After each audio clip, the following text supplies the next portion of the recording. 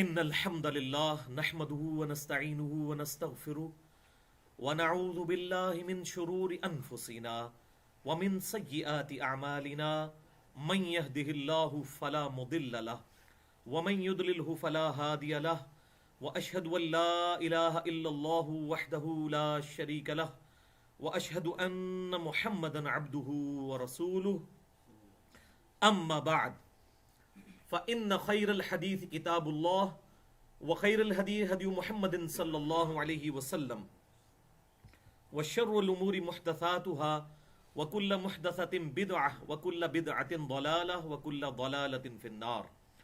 أعوذ بالله السميع العليم من الشيطان الرجيم من همزه ونفخه ونفثه. بسم الله الرحمن الرحيم. رب اشرح لي صدري ويسر لي أمري واحلل عقدة من لساني يفقهوا قولي. بسم اللہ الرحمن الرحیم. ان اللہ وملائکتہ یصلون علی النبی یا ایہا الذین آمنوا صلوا علیہ وسلموا تسلیما. اللہم صل علی محمد وعلی آل محمد کما صلیت علی ابراہیم وعلی آل ابراہیم انک حمید مجید. اللہم بارک علی محمد وعلی آل محمد کما بارکت علی ابراہیم وعلی آل ابراہیم انک حمید مجید. الحمدللہ آج 13 دسمبر 2014 کو ہفتے کے دن قرآن کلاس نمبر 154 میں ہم سورہ ہود کی آیت نمبر 6 اور 7 کے کانٹیکسٹ میں اپنی گفتگو کو وہیں سے شروع کریں گے جس پہ ہم نے پچھلی قرآن کلاس میں گفتگو کی تھی، جو کہ ہمارے یوٹیوب کے چینل اور tune.pk کے چینل انجینئر محمد علی مرزا پر اپلوڈ ہو چکی ہے. مسئلہ نمبر 103 کے نام سے تقریباً 94 منٹ کی گفتگو تھی اور اس کا عنوان تھا اللہ کی جانب سے رزق کی تقسیم کا صحیح مسئلہ کیا ہے. آج انشاءاللہ اسی گفتگو کو آگے لے کر چلیں گے اور پھر ہماری یہ گفتگو انشاءاللہ اپلوڈ ہوگی مسئلہ نمبر 104 کے نام سے، کیونکہ میں نے اس میں بتایا تھا بیچ میں 105 بھی ہوا، چونکہ 103 میں اناؤنسمنٹ ہو چکی تھی کہ 104 اس سے ریلیٹڈ ہوگا، اس لیے ہم نے اس کا نمبر رکھا ہوا تھا. مسئلہ نمبر 104، تقدیر کا صحیح مسئلہ اور انسان کی پیدائش کا مقصد کیا ہے. مسئلہ نمبر 104، تقدیر کا صحیح مسئلہ اور انسان کی پیدائش کا مقصد کیا ہے. انشاءاللہ اس کو ڈسکس کریں گے اور اس حوالے سے آپ کو ایک بڑا ڈیٹیلڈ ریفرنس پیج مل چکا ہے. 6 پیجز ہیں وہ، جن پہ قرآن پاک سے 47 مقامات سے تقریباً 47 مقامات سے کراس ریفرنس کے طور پر آیات درج ہیں. انشاءاللہ ہم ان کو ڈسکس کریں گے اور ظاہر ہے کہ یہ ایک مجلس میں نہیں ہو سکتی، کم از کم 3 انشاءاللہ لیکچر اس پہ ہوں گے.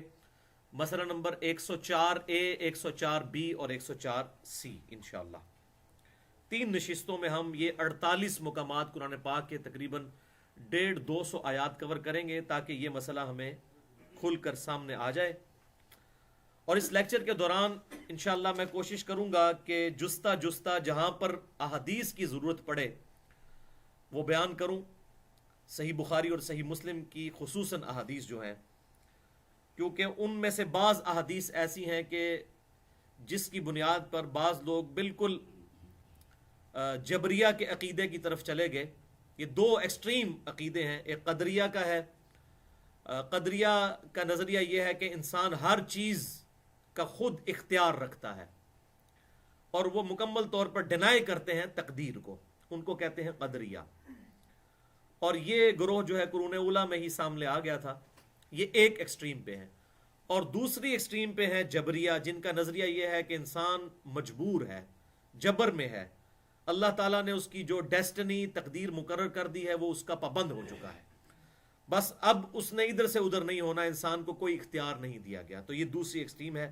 جبکہ اہل سنت کا منہج اس کے درمیان ہے کہ نہ تو انسان مکمل طور پر مجبور ہے اور نہ انسان کو مکمل طور پر اختیار دیا گیا ہے. اور اسے ایک جملے میں اگر کنکلوڈ کریں تو یہ ہے کہ جن جن چیزوں کا اللہ تعالیٰ نے ہمیں حکم دیا ہے ان تمام چیزوں کا اختیار بھی ہمیں دے دیا ہے، اور جن جن چیزوں کا ہمیں حکم نہیں دیا اور ہم سے ان چیزوں کے بارے میں نہیں پوچھا جانا، اکاؤنٹیبلٹی نہیں ہونی آن دا ڈے آف ججمنٹ، تو وہ تمام چیزیں ہمارے اختیار میں نہیں ہیں۔ مثلا ہم سے نہیں پوچھا جائے گا کہ تیرے ماں باپ فلاں کیوں تھے اور فلاں کیوں نہیں تھے، تیرا قد اتنا کیوں تھا اتنا کیوں نہیں تھا، تو یہ تمام چیزیں تقدیر سے ریلیٹڈ ہیں، ان کے بارے میں ہم سے پوچھا نہیں جائے گا۔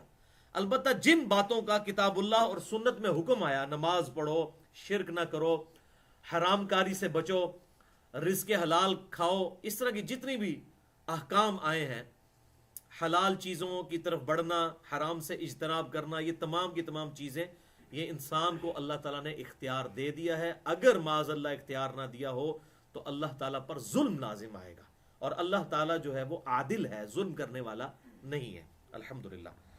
تو بہرحال اس حوالے سے بسا اوقات لوگ احادیث کا سہارا لے کر تو جبریہ کے عقیدے کو سپورٹ کرتے ہیں کہ جی بس فیصلہ ہو چکا ہے آخرت کا، کوئی جو بھی بندہ کچھ کرتا رہے، اور وہ بعض احادیث واقعی ایون صحیح بخاری اور صحیح مسلم میں بھی ایسی احادیث ہیں جو بڑی ڈیسیونگ ہیں اگر قرآن پاک انسان نے نہ پڑھا ہو۔ اور یہ بات یاد رکھیے گا، ہمیں کوئی حدیث مجبور نہیں کرتی کہ ہم قرآن پاک کے خلاف کوئی عقیدہ اڈاپٹ کریں، چاہے وہ احادیث صحیح بخاری اور صحیح مسلم میں ہی کیوں نہ ہو، ان احادیث کی ہم تعویل کریں گے کتاب اللہ کی روشنی میں، نہ کہ کتاب اللہ کو سائڈ پہ رکھ کے ان احادیث کی بنیاد پہ کوئی عقیدہ گھڑ لیں گے۔ یہ بڑا ظلم ہوگا۔ کیوں؟ قرآن پاک کی تفسیر کے لیے حدیث آئی ہے، نہ کہ حدیث کی تفسیر کے لیے قرآن نازل ہوا ہے۔ قرآن پاک میں جو فٹ ان بیٹھیں گی احادیث وہ ایکسیپٹیبل ہوں گی، اور جو فٹ ان نہیں بیٹھیں گی ہم ان کی تعویل کریں گے کہ اس سے مراد یہ ہے، اس سے مراد یہ نہیں ہے۔ کیوں؟ قرآن پاک کا انکار لازم نہیں آنا چاہیے، یہ ڈیفینیٹ وہی ہے، اور یہ الحمدللہ امت کا اس پر اجماع ہے اس حوالے سے۔ تو وہ انشاءاللہ میں ساتھ ساتھ آپ کو ایگزامپلس بھی دوں گا کہ کون سی احادیث بظاہر وہ تقدیر سے ریلیٹڈ ہیں اور وہ قرآن پاک سے ٹکراتی ہیں، اور وہ اکثر مجھے پوری دنیا سے ای میلز کئی سالوں سے ریسیو ہو رہی تھی اس کانٹیکسٹ میں، اور میں نے اب انشاءاللہ اس چیز کا ارادہ کیا ہے کہ اسے کنکلوڈ کیا جائے، اس ایشو کو، چاہے اس کے لیے 3-4 لیکچرز 5-6 گھنٹے کی گفتگو لگ جائے، لیکن ایک دفعہ یہ مسئلہ کنکلوڈ ہو، کیونکہ یہ سب سے زیادہ خطرناک مسئلہ ہے، سب سے زیادہ مشکل ترین مسئلہ ہے۔ تو اس دوران جتنی احادیث آئیں گی انشاءاللہ میں ان کے ریفرنسز بھی دیتا چلا جاؤں گا، اور خصوصاً جو کرٹیکل احادیث ہوں گی ان کے نمبرز علماء حرمین بیروت اور دارالسلام کی انٹرنیشنل نمبرنگ کے مطابق دوں گا، جس کے مطابق پوری دنیا میں عربی کتب شائع ہوتی ہیں اور مکتبۃ الشاملہ یا باقی عربی سافٹ ویئرز بنائے جاتے ہیں۔ اس کے باوجود اگر کسی کی کوئی کیوری ہو تو وہ لیکچر کے اینڈ پہ مجھ سے سوال کر سکتا ہے، یا بعد میں بھی میرا ای میل ایڈریس ہے mirza_95@yahoo.com، اس پہ بھی ای میل کر کے جواب لیا جا سکتا ہے۔ بہرحال تقدیر کے مسئلے کو سمجھنے کے لیے چابی بھائی یہی ہے کہ کتاب اللہ کے مقدمے کی روشنی میں ہم نے احادیث کو سمجھنا ہے، ایبسولوٹلی احادیث کو نہیں سمجھنا بغیر کتاب اللہ کے۔ کیوں؟ کتاب اللہ میں عقائد، ایز فار ایز عقائد آر کنسرنڈ، یہ کتاب ایک پرفیکٹ کتاب ہے۔ اور یہ بھی بات سمجھ لیں، بعض اوقات لوگ قرآن کی توہین کر رہے ہوتے ہیں، جی قرآن میں تو نماز کا طریقہ ہی نہیں لکھا ہوا، تو بھائی قرآن کا تو ٹاپک ہی نہیں نماز کا طریقہ۔ قرآن کا بیسک ٹاپک انسانیت کی ہدایت ہے اور بنیادی عقائد ہے۔ یہ تو اسی طریقے سے ہے کہ اگر کوئی شخص کہے کہ بیالوجی کی بک میں جو ہے وہ نیوٹنز لا آف گریویٹیشن کیوں نہیں موجود ہے، وہ بک ہی بیالوجی کی ہے۔ تو قرآن پاک جو بیسیکلی انسانیت کی ہدایت کی بک ہے، اور یہ کتاب عقائد کے ساتھ ڈیل کرتی ہے، مسائل کے لیے اس نے خود ہمیں سنت کی طرف رہنمائی کی ہے۔ من یطع الرسول فقد اطاع اللہ، سورۃ النساء آیت نمبر 80۔ جس نے اللہ کی اطاعت کی، جس نے رسول اللہ صلی اللہ علیہ وسلم کی اطاعت کی، گویا اس نے اللہ کی اطاعت کی۔ اور لقد کان لکم فی رسول اللہ اسوۃ حسنہ، سورۃ الاحزاب میں آیا، بے شک رسول اللہ صلی اللہ علیہ وسلم کی زندگی میں تمہارے لیے بہترین نمونہ ہے۔ تو قرآن ہی نے سنت کی طرف گائیڈ کیا ہے، لیکن ایز فار ایز عقائد آر کنسرنڈ یہ کتاب ایک پرفیکٹ کتاب ہے۔ اس کا ٹاپک الحمدللہ اس حوالے سے بالکل کلیئر ہے۔ کوئی ہمیں حدیث چاہے وہ صحیح بخاری میں ہو، صحیح مسلم میں ہو، یا اہل تشیع کے ہاں اصول کافی میں پائی جاتی ہو، اگر کتاب اللہ سے ٹکرائے گی ہم اس حدیث کے اوپر تو جرح نہیں کرتے اگر اس کی سند صحیح ہے، لیکن اس حدیث کو ہم قرآن کی آیات کے تحت ان کی تعویل کریں گے۔ اور یہ میں جو اتنی تمہید بنا رہا ہوں آپ کو اندازہ ہوگا جب یہ حدیث میں پڑھ کے سناؤں گا، آپ تو کہیں گے جناب ضرورت ہی کوئی نہیں، تسی بھی اتنے کے لینڈ بیٹھے ہو، چپ کر کے کہا ہر وہ جنت و دوزخ کا فیصلہ ہو چکا ہے. حالانکہ کتاب اللہ سے جب یہ آپ 48 تقریباً 47 مقامات سے اور 48واں یہ ہمارے جو آیت جس پہ ہمارا درس ہے سورہ ہود کا یہ پڑھیں گے تو انشاءاللہ معاملہ کھل کر سامنے آ جائے گا اس حوالے سے انشاءاللہ. بھائیو تقدیر کے معاملے میں گفتگو کرتے ہوئے اکثر لوگ یہ بھی کہتے ہیں کہ جی یہ ٹاپک ایسا ہے اس کو ڈسکس نہیں کرنا چاہیے, اور جامعہ ترمذی میں ایک حدیث بھی موجود ہے اس حوالے سے کہ آپ صلی اللہ علیہ وسلم نے اسے ناپسند فرمایا, لیکن اس چیز کو ناپسند فرمایا ہے کہ جو انسان کتاب اللہ اور سنت کے دلائل کے بغیر بات کرے. اب جو آیات قرآن میں آئیں تقدیر کے حوالے سے یا ہماری صحیح الاسناد احادیث میں آئیں, صحیح بخاری میں, صحیح مسلم میں یا باقی کتابوں میں, ان کو ڈسکس کرنا کوئی گناہ نہیں ہے, ورنہ تو وہ آپ صلی اللہ علیہ وسلم نے ہمیں خود بتائی ہیں. ہاں ان سے ہٹ کر کوئی شخص اپنا عقیدہ امت کو انجیکٹ کرنے کی کوشش کرے گا وہ گمراہ ہوگا, چاہے وہ قدریہ ہوں چاہے وہ جبریہ ہوں. تو یہ بات سمجھنے والی ہے. تو اس موضوع کو ڈسکس کرنا یا اس کو ٹاپک بنانا کوئی جرم نہیں ہے اگر آپ کتاب و سنت کے دلائل کی روشنی میں بات کریں, اور یہ میں نے بڑی محنت کی اس حوالے سے. آپ حیران ہوں گے یہ جو 47 مقامات کراس ریفرنس کے طور پر, اور اس سے پہلے بھی جو ہم نے لیکچر ڈسکس کیا ہے مسئلہ نمبر 103 اس میں بھی تقریباً 20 کے قریب مقامات سے میں نے آیات کراس ریفرنس کے طور پر کوٹ کی تھی. تو یہ ساری کی ساری باتیں کتاب میں آئی ہیں اور کتاب اللہ ہماری ہدایت کے لیے ہے. سورۃ الانعام کی آیت نمبر 19 ہے وَأُوحِيَ إِلَيَّ هَذَا الْقُرْآنُ لِأُنذِرَكُم بِهِ وَمَن بَلَغَ. اے محبوب صلی اللہ علیہ وسلم آپ فرما دیجئے کہ میری طرف یہ کتاب اللہ اس لیے وحی کی گئی ہے تاکہ میں اس کتاب کے ذریعے تمہیں بھی ڈر سنا دوں, اور جہاں تک یہ کتاب پہنچ جائے, جس کو یہ کتاب پہنچ جائے وہ بھی اسی کتاب کے ذریعے ڈر سنائے, اسی کتاب پر عمل کرے. تو یہ کتاب نازل ہی اس لیے ہوئی ہے کہ اس کے ذریعے ہم نے تذکیر اور نصیحت حاصل کرنی ہے. وَلَقَدْ يَسَّرْنَا الْقُرْآنَ لِلذِّكْرِ فَهَلْ مِن مُدَّكِرٍ. یہ قرآن پاک میں کتنی دفعہ یہ آیت ریپیٹ ہوئی کہ ہم نے بے شک قرآن پاک کو نصیحت حاصل کرنے کے لیے آسان کر دیا ہے, تو ہے کوئی سمجھنے والا. تو اس حوالے سے میرا پورا لیکچر بھی ہے مسئلہ نمبر 1 کے نام سے, میں نے اسے مسئلہ نمبر 1 کا نام دیا ہے امام الانبیاء کی دعوت قرآن. 50 آیات کی روشنی میں قرآن کی دعوت کا خلاصہ پیش کیا ہے, اور اس پہ میرا ریسرچ پیپر بھی ہے انہی 50 آیات کے اوپر. اہل سنت پاک.com پہ PDF فائل ڈاؤن لوڈ کر سکتے ہیں 2-3 MB کی. ریسرچ پیپر نمبر 4 امام الانبیاء کی دعوت قرآن صلی اللہ علیہ وآلہ وسلم. تو یہ جو ہماری گفتگو ہوگی انشاءاللہ مسئلہ نمبر 104, یہ گفتگو کم از کم 3 نشستوں میں مکمل ہوگی. 104 A, B اور C, اور 8 ٹوٹل سب ٹاپکس ہیں جو میں اس کے اندر انشاءاللہ کور کروں گا. میں شروع میں ان 8 ٹاپکس کا صرف تعارف کروا دیتا ہوں انٹرسٹ کے لیے. پہلا ٹاپک ہوگا انسان کی پیدائش کا مقصد اللہ کی معرفت اور عبادت ہے, لیکن آزمائش شرط ہے, آزمائش کے بغیر معاملہ حل ہونے والا نہیں. ٹاپک نمبر 2 ہوگا اللہ نے انسان کی فطرت ہی میں حق اور باطل کو پہچاننے کی صلاحیت رکھ دی ہے, اس کانٹیکسٹ میں قرآن پاک کی آیات. ٹاپک نمبر 3 ہوگا اللہ نے انسان کی ہدایت کے لیے انبیاء کرام علیہم السلام کو مبعوث فرما کر حجت تمام کر دی ہے, آخری درجے میں نور علی نور جسے کہا گیا قرآن پاک میں. ایک ہماری انسٹنکٹ میں توحید, وہ نور جو ہماری جبلت میں موجود تھا, پھر نور علی نور جو ہے وہ وحی کا علم انبیاء کرام علیہم السلام کے ذریعے ہم تک پہنچایا گیا. ٹاپک نمبر 4 ہوگا اللہ نے انسان کو حق اور باطل دونوں کو قبول یا رد کرنے کا اختیار بھی دے دیا ہے. ٹاپک نمبر 5, اس کے تحت بھی کئی آیات ہوں گی.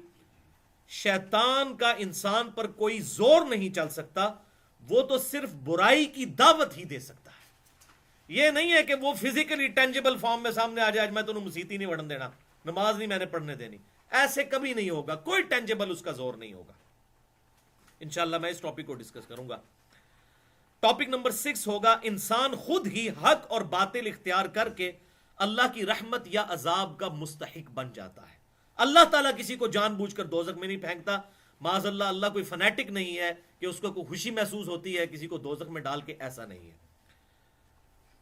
ٹاپک نمبر 7, اللہ اس وقت تک انسان کو گمراہ نہیں کرتا جب تک انسان خود اپنے لیے گمراہی نہ کما لے. اس میں کافی ساری آیات ہیں جن کا سہارا لے کر جبریہ نے یہ نظریہ پیش کیا, جی اللہ تعالیٰ تو انسان کو گمراہ کر دیتا ہے، انسان چاہے بھی تو ہدایت پہ نہیں رہ سکتا. تو بالکل ایک اسٹریم پر چلے گئے اور معاذ اللہ انہوں نے اللہ تعالیٰ کو بلیم کر دیا کہ اللہ تعالیٰ نے یہ جان بوجھ کر کیا ہے. تو یہ قرآن پاک بتائے گا، اس کی کئی آیات بتائیں گی کہ اللہ تعالیٰ کسی کو گمراہ نہیں کرتا جب تک کہ وہ خود گمراہی نہ خرید لے.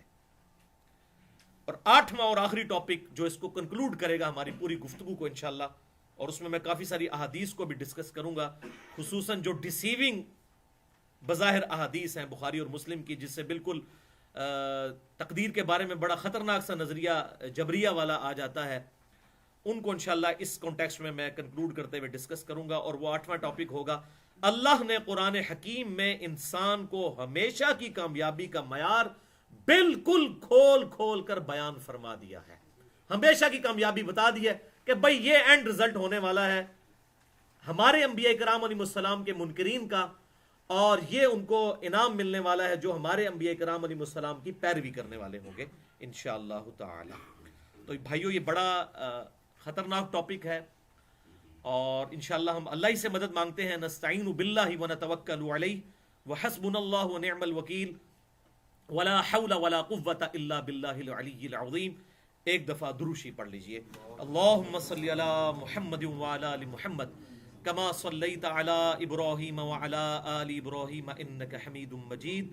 اللہم بارک علی محمد وعلی آل محمد کما بارکت علی ابراہیم وعلی آل ابراہیم انک حمید مجید. ہاں جی، پہلے ان 2 آیات کو جن کے تحت یہ ساری گفتگو چلنی ہے، جن میں سے ایک آیت ڈسکس ہو چکی ہے، دوبارہ سے ہم ایک دفعہ پڑھ لیتے ہیں. سورہ ہود آیت نمبر 6 اور 7.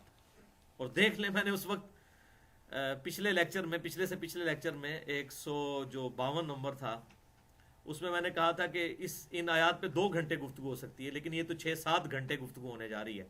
لیکن انشاءاللہ اس کے بعد پھر قرآن پاک میں جب بھی یہ ٹاپک آئے گا تو ہمیں ضرورت نہیں رہے گی انشاءاللہ. اعوذ باللہ السمیع العلیم من الشیطان الرجیم من حمزہ ونفخہ ونفثہ.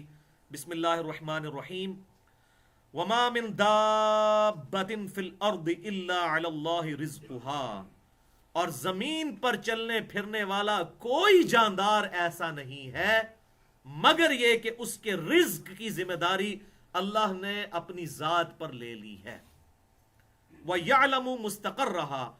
اور اللہ ہی کے علم میں ہے اس کے ٹھہرنے کا مقام، کہ اس کو کہاں پر مسکن ملے گا. زمین کی گہرائیوں میں ہو، سمندروں کی گہرائیوں میں ہو، پہاڑوں کی چوٹیوں پر کوئی بھی مخلوق ہے وہ اللہ کے علم میں ہے. وَمُسْتَوْدَعَهَا. اور اسی کو پتا ہے الٹیمیٹ سونپے جانے کی جگہ کہ کس نے مر کر کہاں جانا ہے.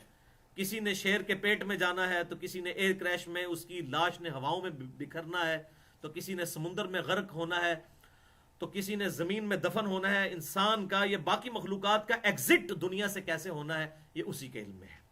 کل فی کتاب مبین. اور یہ ساری معلومات اللہ تعالیٰ نے پہلے ہی لوح محفوظ میں لکھ لی ہوئی ہے، یہ اس کا کامل علم ہے.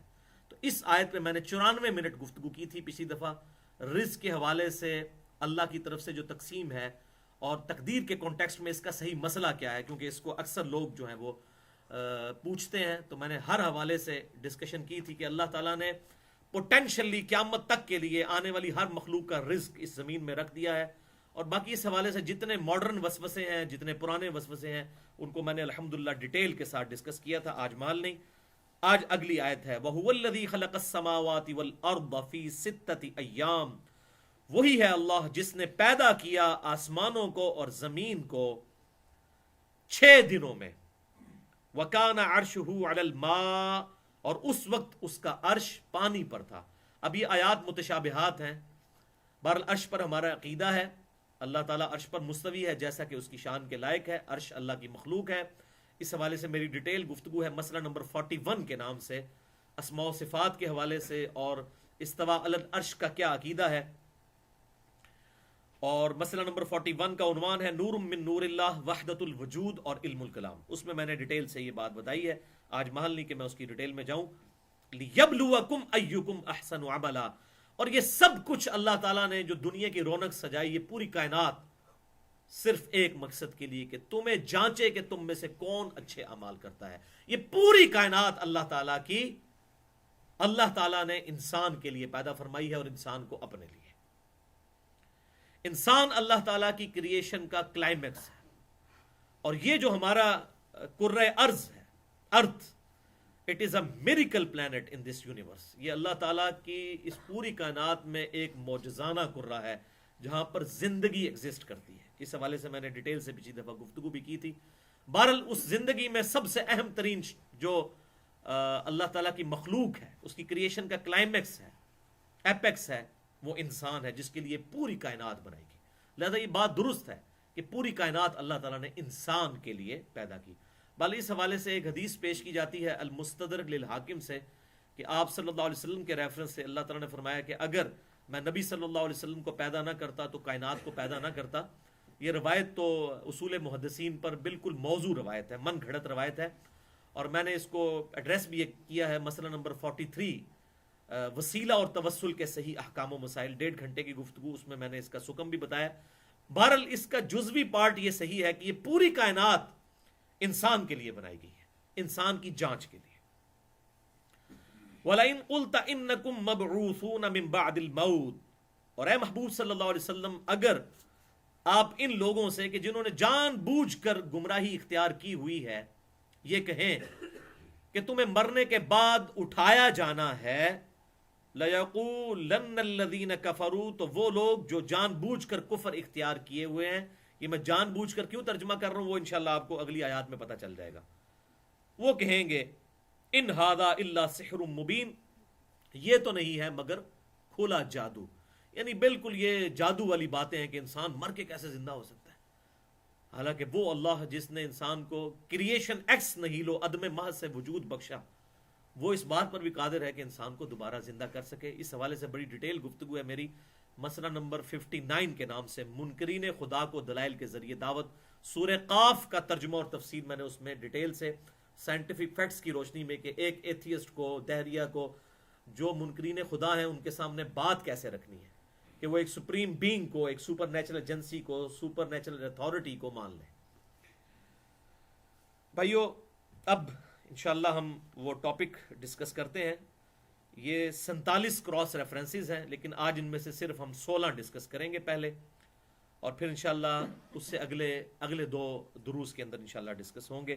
پہلا سب ٹاپک آ رہا ہے اب، انسان کی پیدائش کا مقصد اللہ کی معرفت اور عبادت ہے، لیکن آزمائش شرط ہے. یہ ہے سب ٹاپک. اس کے اندر پہلی 7 آیات ہیں اس حوالے سے. پہلی آیت ہے سورۃ الکہف کی آیت نمبر 7. اِنَّا جَعَلْنَا مَا عَلَى الْأَرْضِ زِينَةً لَهَا لِنَبْلُوَهُمْ أَيُّهُمْ أَحْسَنُ عَمَلًا، بے شک ہم نے اس زمین کو بارونق بنا دیا ہے اس مقصد کے لیے تاکہ جانچا جائے کہ تم میں سے کون اچھے اعمال کرتا ہے. یعنی یہ زمین پہ جتنی رونق اللہ تعالیٰ نے آباد کی ہے مخلوقات کی، اور انسان کی خدمت میں مخلوقات کو لگا دیا ہے. کیسی خدمت میں لگایا ہے کہ سورج دیکھ لیں، یہ انسان کی خدمت میں لگا ہوا ہے. سورج کی روشنی کی تپش کی وجہ سے سمندروں کا پانی ویپوریٹ ہوتا ہے، اور پھر وہ گلیشیئرز کی فارم میں، برف کی شکل میں پہاڑوں پر گرتا ہے، اور وہ گلیشیئرز پگھلتے ہیں، پھر اس سے دریا چلتے ہیں زمین کے اوپر بھی، زمین کے اندر بھی، اور اس پانی سے ساری زندگی ہے. پھر اسی میں سے بارش بھی برسائی جاتی ہے، اور پھر سورج کی روشنی سے ہی پودے اپنی خوراک تلاش کرتے ہیں، یہ تیار کرتے ہیں فوٹو سنتھسس ضیائی تالیف کے ذریعے. ان پودوں کو جانور کھاتے ہیں، ہم جانوروں کو بھی کھاتے ہیں، پودوں کو بھی کھاتے ہیں.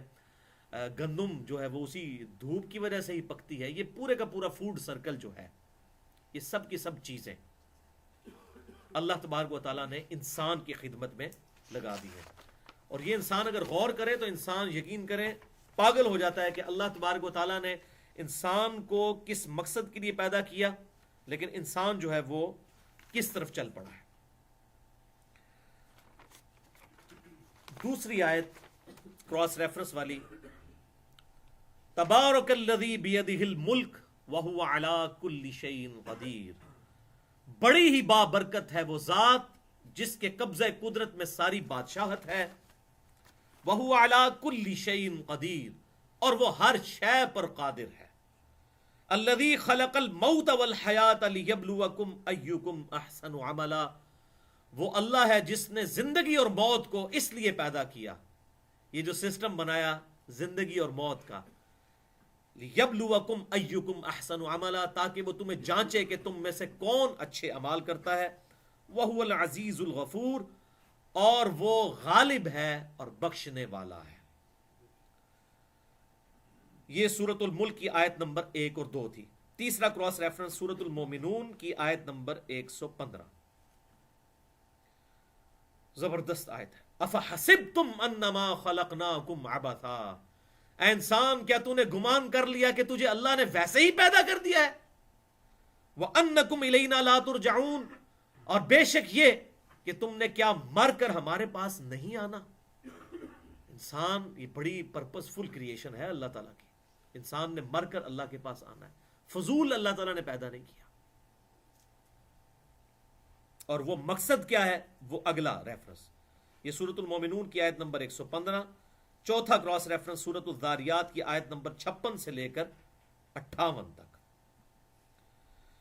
وما خلقت الجن والانس الا ليعبدون، اور ہم نے جنوں اور انسانوں کو نہیں پیدا کیا مگر فقط اس لیے کہ وہ ہماری عبادت کریں۔ عبادت مقصد ہے، اللہ کو ماننا نہیں، صرف مان تو سارے رہ رہے ہیں، سب کے سب مان رہے ہیں۔ سائنٹسٹ سپریم بینگ کہہ دیتے ہیں، سپر نیچرل اتھارٹی کہہ دیتے ہیں، سپر نیچرل ایجنسی کہہ دیتے ہیں، کوئی اسے بھگوان کہتا ہے، کوئی اسے گاڈ کہتا ہے، کوئی اسے اللہ کہتا ہے، کوئی خدا کہتا ہے۔ مان تو سارے رہے ہیں، ماننا کافی نہیں ہے۔ عبادت اللہ کی کرنی ہے، ٹوٹل اوبیڈینس، مکمل اطاعت محبت کے ساتھ، یہ عبادت ہے، عبادت اللہ کی۔ اور تمام انبیاء کرام علیہ السلام کو بھیجنے کا مقصد بھی یہی تھا۔ سورۃ النحل کی آیت نمبر 36 میں آیا وَلَقَدْ بَعَثْنَا فِي كُلِّ أُمَّةٍ رَسُولًا أَنِ اعْبُدُوا اللَّهَ وَاجْتَنِبُوا الطَّاغُوتَ، ہم نے ہر امت میں کوئی نہ کوئی رسول اٹھایا ایک ہی بنیادی دعوت کے ساتھ کہ اللہ کی عبادت کرو اور اللہ کے مقابلے پر جھوٹے خداؤں کی نفی کرو، طاغوت کی نفی کرو، یہ سب کا مقصد۔ اللہ اکبر۔ اگلی آیت جو ہے یہ قرآن پاک کی مشکل ترین آیات میں سے ہے، سورۃ الاحزاب آیت نمبر 72 اور 73۔ اچھا یہ پہلے وہ مکمل کر دیں کہ انسانوں اور جنوں کو اللہ تعالیٰ نے نہیں پیدا کیا مگر عبادت کے لیے اپنی۔ ما اريد منهم من رزق وما اريد ان يطعمون، میں ان سے یہ نہیں کہتا کہ وہ مجھے رزق دیں یا مجھے کھانا کھلائیں۔ اللہ تعالیٰ فرماتا ہے، کیا درد ہے اس آیت میں تم سے روٹی نہیں مانگتا، تم سے کھانا نہیں مانگتا۔ ان اللہ هو الرزاق ذو القوة المتین، بے شک اللہ تعالیٰ سب کو رزق دینے والا زبردست قوت والا ہے۔ میں تم سے روٹی نہیں مانگتا، البتہ یہ ضرور مانگتا ہوں کہ میری عبادت کرو، میری ٹوٹل اوبیڈینس کرو۔ لیکن اختیار دے دیا ہوا ہے، ورنہ تو یقین کریں کہ انسان اگر اللہ کی نافرمانی کرے نا، اسی وقت اللہ تعالیٰ کی طرف سے کوئی عذاب آئے، انسان غرق ہو جائے، حرام کی طرف نگاہ اٹھے اسی وقت بینائی سلب ہو جائے، مسجد سے اذان کی آواز آئے اور کوئی شخص مسجد کی طرف چل کے نہ جائے، اسی ٹائم اس کی ٹانگیں شل ہو جائیں، اگر اللہ تعالیٰ نے دنیا میں فوراً سزا دینی ہو۔ یہ اس کی رحمت ہے کہ وہ ڈھیل دیتا ہے۔ اور میرا ایک گولڈن کوٹ یاد رکھیے گا، دنیا میں ہر کام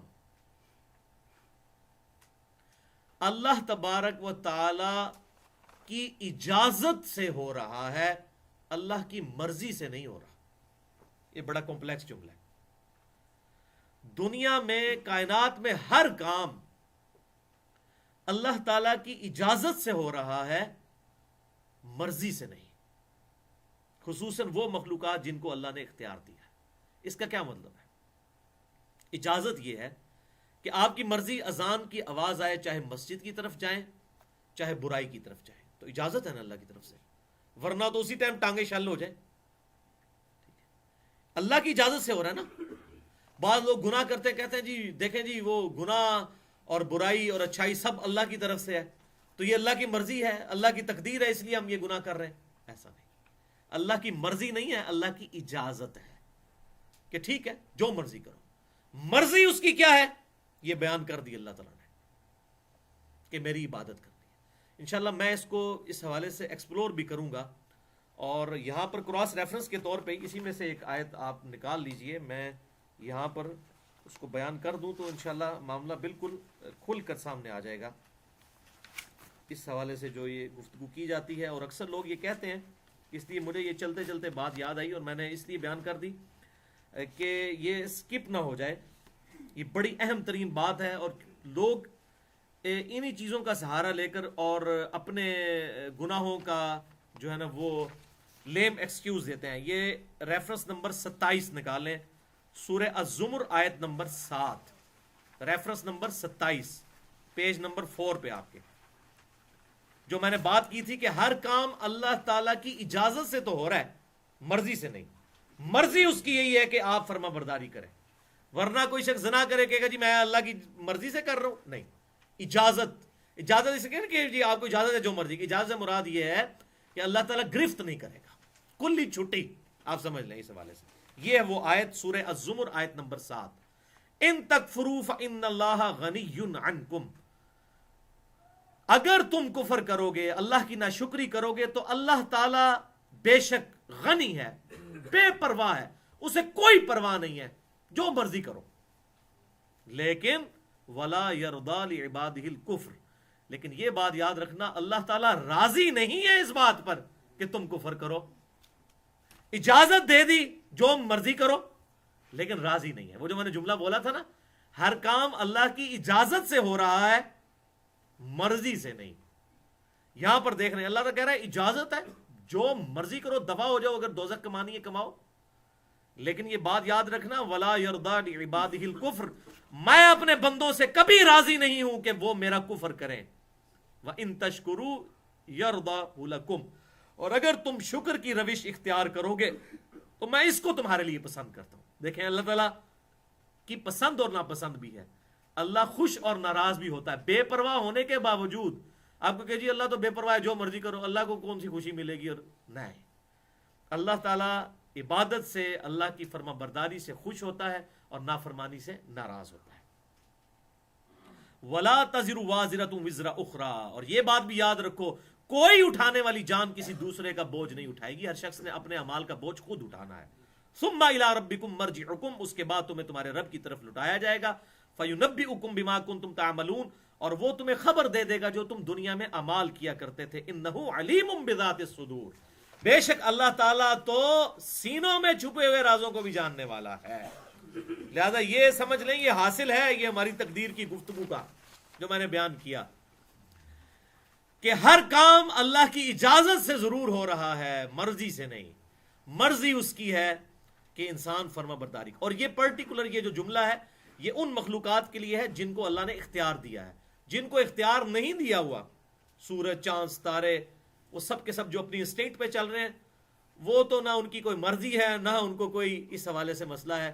اللہ تعالیٰ نے ان کو باؤنڈ کر دیا. لیکن جو جن اور انسان جن کو اللہ تعالیٰ نے عقل والی مخلوق بنایا ہے، سوچنے سمجھنے والی، ان کو اللہ تعالیٰ نے اختیار دیا ہے. تو یہ بڑی اہم ترین بات تھی. میں نے کہا یہ سکپ نہ ہو جائے، چلتے چلتے میرے ذہن میں آئی، یہیں پر کور ہو جائے.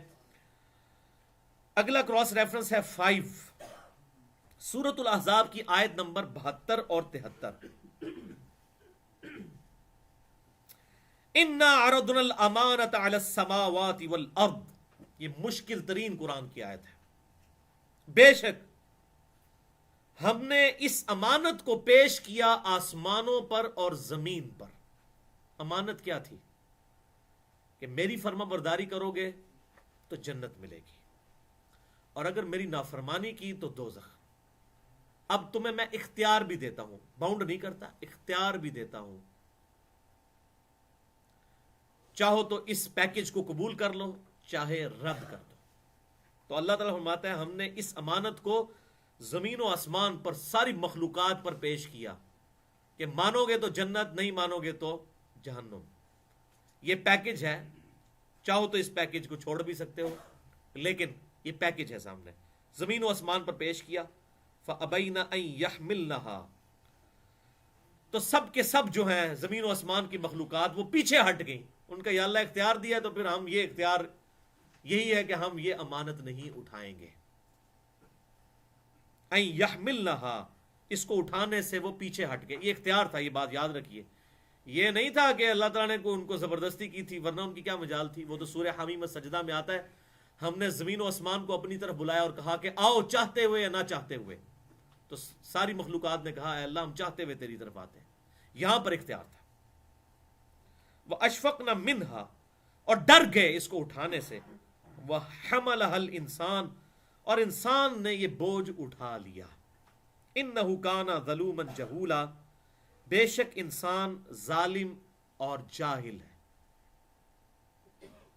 بھی بڑا مشکل معاملہ ہے. اس کو اگر آپ انگلش میں ٹرانسلیٹ کریں تو وہ کر سکتے ہیں کہ انسان نے اس جاب کو انڈر ایسٹیمیٹ کر لیا کہ یار یہ تو بڑا آسان معاملہ ہے، 5 نمازیں ہی پڑھنی ہے نا، ایک توحید ہی اختیار کرنی ہے نا، الٹیمیٹلی جنت مل جائے گی. اچھا ہم میں سے کسی کو یہ بات یاد نہیں کہ ہم پہ یہ امانت پیش ہوئی، تو ہم میں سے کئی لوگوں کو یہ بھی یاد نہیں کہ وہ ماں کے پیٹ میں رہے. ایک وقت وہ گزرا ضرور ہے انسان کے اوپر. تو اللہ تبارک و تعالیٰ نے یہ معاملہ انسان کے ساتھ کیا اور اس کی انسٹنکٹ میں توحید بھی ڈال دی. بہرحال ان تمام چیزوں کے اوپر الٹیمیٹلی یہی کہا جائے گا کہ یہ تقدیر کا معاملہ ہے. اللہ تعالیٰ نے یہ مخلوق پیدا کرنی تھی. اللہ تعالیٰ ایسی مخلوق پیدا فرمانا چاہتا تھا جو اپنی چوائس سے اپنے رب کو چوز کریں. فرشتے اپنی چوائس سے نہیں اللہ کو چوز کیے ہوئے، بلکہ وہ باؤنڈ ہیں. انسان اپنے اختیار سے. اِنَّا هَدَيْنَاهُ السَّبِيلَ إِمَّا شَاكِرًا وَإِمَّا كَفُورًا، سورۃ الدہر میں آیا، وہ انشاءاللہ اس میں بھی آ جائے گا. بے شک ہم نے ہدایت کا راستہ واضح کر دیا، چاہے تو اسے مانو چاہے انکار کرو، تمہاری مرضی، زبردستی نہیں کسی کو کریں گے. دوزخ میں جانا ہے جاؤ، جنت میں جانا ہے تو اس کے لیے ایفرٹ کرو. تو بہرحال اللہ تعالیٰ نے ایسی مخلوق پیدا فرمائی، اور آگے اس کی ڈیٹیل بھی آ جائے گی کہ اللہ نے پھر بینیفٹ بھی دیا. اس حوالے سے ظاہر ہے کہ ہماری مرضی کے بغیر ہمیں پیدا کیا گیا ہے، لیکن ساتھ پھر کتنی ریلیکسیشن بھی دے دی اس حوالے سے، وہ انشاءاللہ میں ڈسکس کروں گا اسی آیت کے کانٹیکسٹ میں. تو انسان جو ہے وہ ظالم اور جاہل واقعہ ہوا ہے. اب یہ ساتھ اللہ تعالیٰ نے وہ اپنے اوپر لے لی بات. یہ اللہ تعالیٰ نے انسان کو جو ایسا معاملہ کیا وہ کیوں کیا؟ لِيُعَذِّبَ اللَّهُ الْمُنَافِقِينَ وَالْمُنَافِقَاتِ، اللہ نے یہ ارادہ کیا کہ اللہ تعالیٰ منافق مردوں اور منافق عورتوں کو عذاب دے، اپنے یعنی نافرمانوں کو. وَالْمُشْرِكِينَ وَالْمُشْرِكَاتِ، اور شرک کرنے والے مردوں اور شرک کرنے والی عورتوں کو. وَيَتُوبَ اللَّهُ عَلَى الْمُؤْمِنِينَ وَالْمُؤْمِنَاتِ، اور اللہ تعالیٰ کو توبہ قبول کر لے ایمان لانے والے مردوں کی اور ایمان لانے والی عورتوں کی.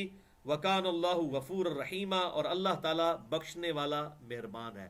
دیکھیں اللہ تعالیٰ نے اس آیت کو کنکلوڈ کس پہ کیا؟ سورۃ الاحزاب کی آیت نمبر 72 اور 73 کہ اللہ تعالیٰ بخشنے والا مہربان ہے، ٹینشن نہیں لینی، تھوڑی سی ایفرٹ کرو گے اللہ تعالیٰ تمہارے گناہوں کو معاف کر دے گا. یہ کوئی اتنا مشکل بھی پیکج نہیں ہے.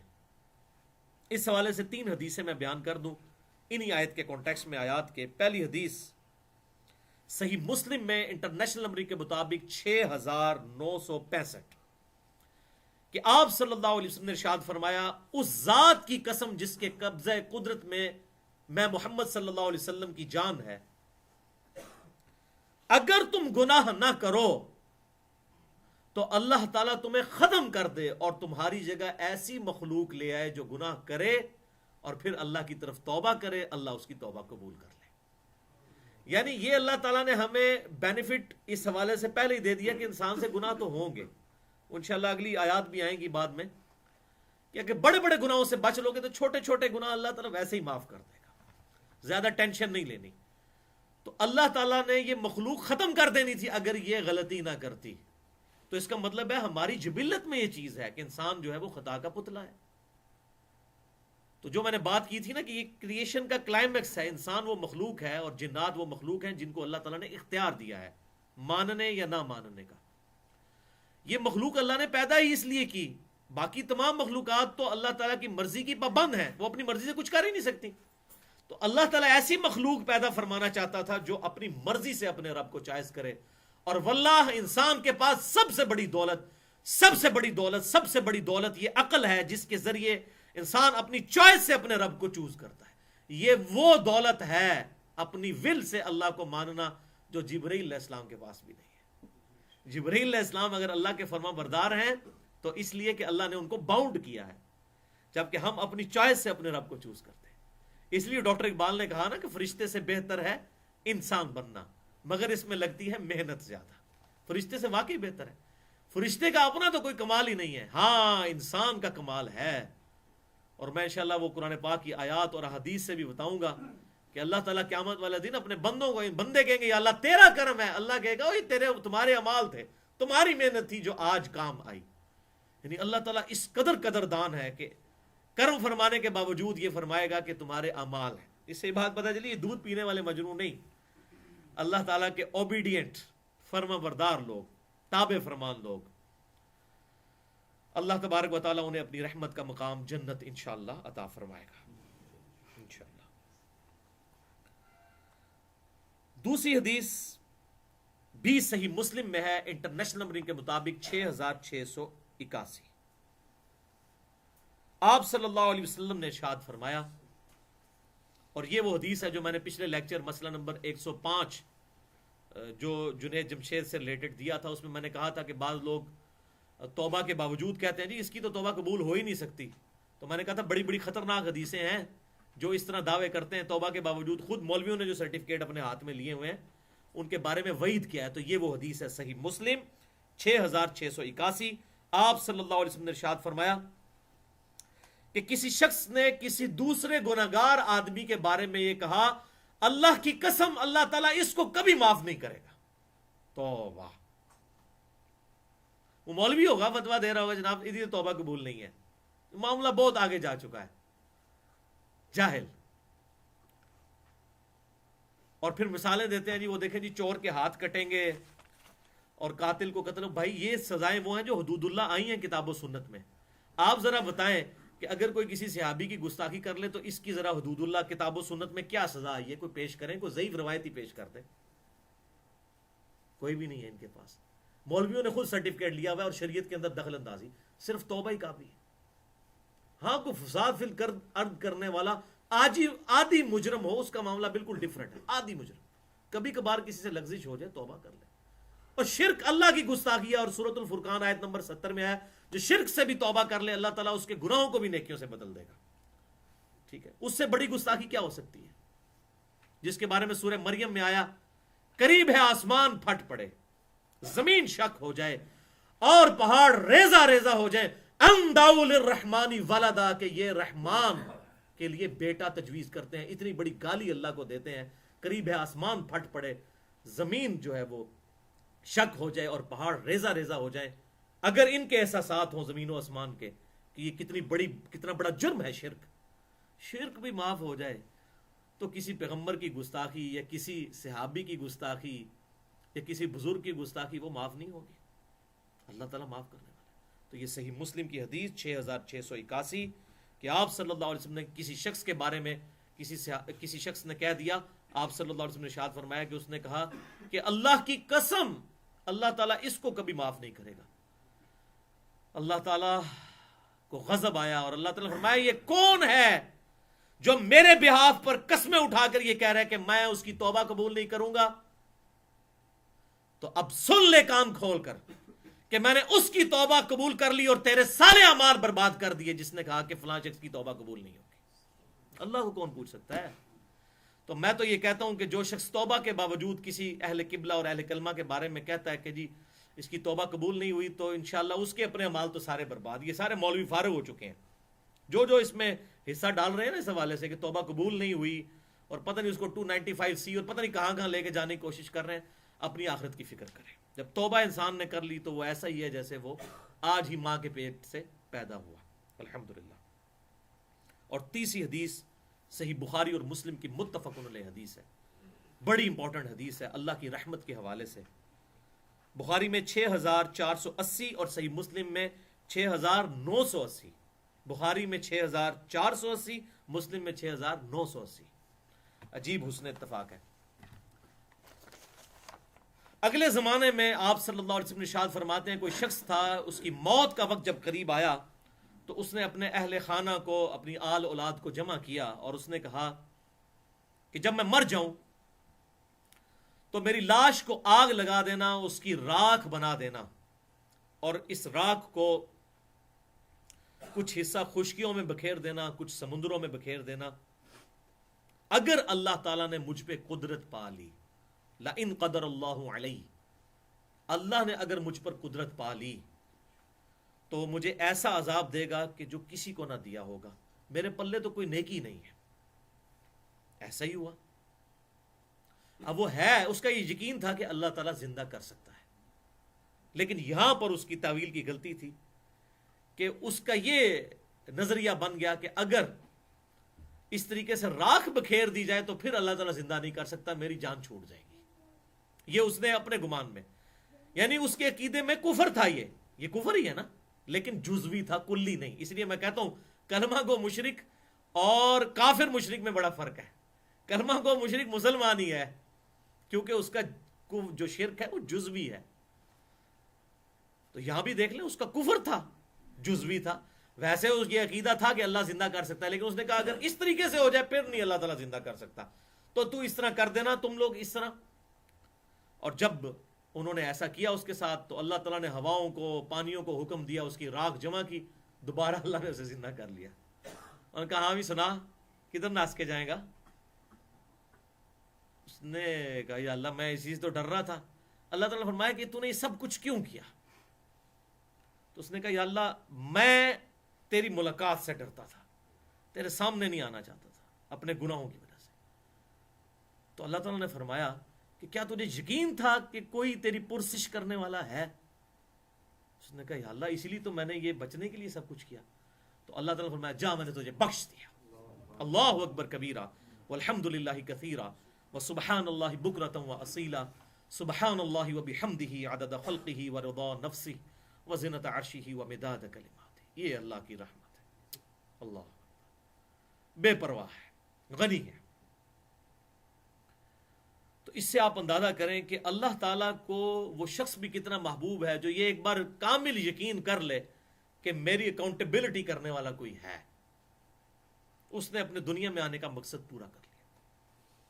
اب یہ نہیں کہ اس حدیث کی وجہ سے کوئی بندہ گناہوں کے اوپر ڈھیٹ ہو جائے. یہ حدیثیں صحابہ کو بھی پتا تھی، تو انہوں نے یہ نہیں ہے کہ کوئی لوڈیاں ڈالنی شروع کر دیں اس حوالے سے، معاذ اللہ. وہ اپنے آپ کو اسی طریقے سے لے کر چلے. بہرحال یہ اس لیے ہے کہ تاکہ کہیں قرآن پاک میں غضب کی آیات پڑھ کے کوئی اللہ تعالیٰ کی رحمت سے نا امید نہ ہو جائے، جو سورۃ المؤمن میں ہے نا، لا تقنطوا من رحمت اللہ. دیکھو اللہ کی رحمت سے مایوس نہ ہونا، اللہ تعالیٰ سارے گناہ معاف کر دے. اور بخاری اور مسلم میں 99 قتل والا واقعہ بھی موجود ہے، بڑا ڈیٹیل. وہ انشاءاللہ کبھی موقع ملا تو میں وہ پورا واقعہ، بڑا مزیدار واقعہ ہے وہ انشاءاللہ ڈیٹیل کے ساتھ سناؤں گا انشاءاللہ توبہ کے کانٹیکسٹ میں. اب اگلا کراس ریفرنس نمبر 6 سورۃ البقرہ کی آیت نمبر 155 سے لے کر 157 تک. آزمائش بھائیو شرط ہے. وَلَنَبْلُوَنَّكُمْ بِشَيْءٍ مِّنَ الْخَوْفِ، اور ہم ضرور آزمائیں گے تمہیں لیکن تھوڑے سے خوف سے، وَالْجُوعِ، اور بھوک سے، وَنَقْصٍ مِّنَ الْأَمْوَالِ وَالْأَنفُسِ وَالثَّمَرَاتِ، اور تمہاری مال اور جان اور پھلوں میں نقصان سے. اس آیت کو میں نے پچھلی دفعہ رزق والے مسئلے میں مسئلہ نمبر 103 میں بھی بریف کیا تھا. تھوڑی بہت آزمائش تو شرط ہے. وَبَشِّرِ الصَّابِرِينَ، اور صبر کرنے والوں کے لیے پھر بشارت ہوگی. الَّذِينَ إِذَا أَصَابَتْهُمْ مُصِیبَةٌ، اور صبر کرنے والے لوگ وہ ہیں کہ جب انہیں مصیبت پہنچتی ہے، قَالُوا إِنَّا لِلَّهِ وَإِنَّا إِلَيْهِ راجعون، تو ہمیشہ یہی کہتے ہیں کہ بے شک ہم بھی اللہ ہی کے لیے ہیں اور ہمیں بھی مر کر اللہ ہی کے پاس جانا ہے. اگر اللہ نے میرا جوان بیٹا لے لیا تو میں نے بھی تو اللہ کے پاس مر کے جانا ہے. ہم خود بھی اللہ کے لیے، یہ سب کچھ اللہ ہی کا دیا ہوا تھا، اس نے لے لیا. اللہ اولئک علیہم صلوات من ربہم، ایسے لوگوں پر اللہ کا درود ہے، اللہ کی رحمتیں ہیں.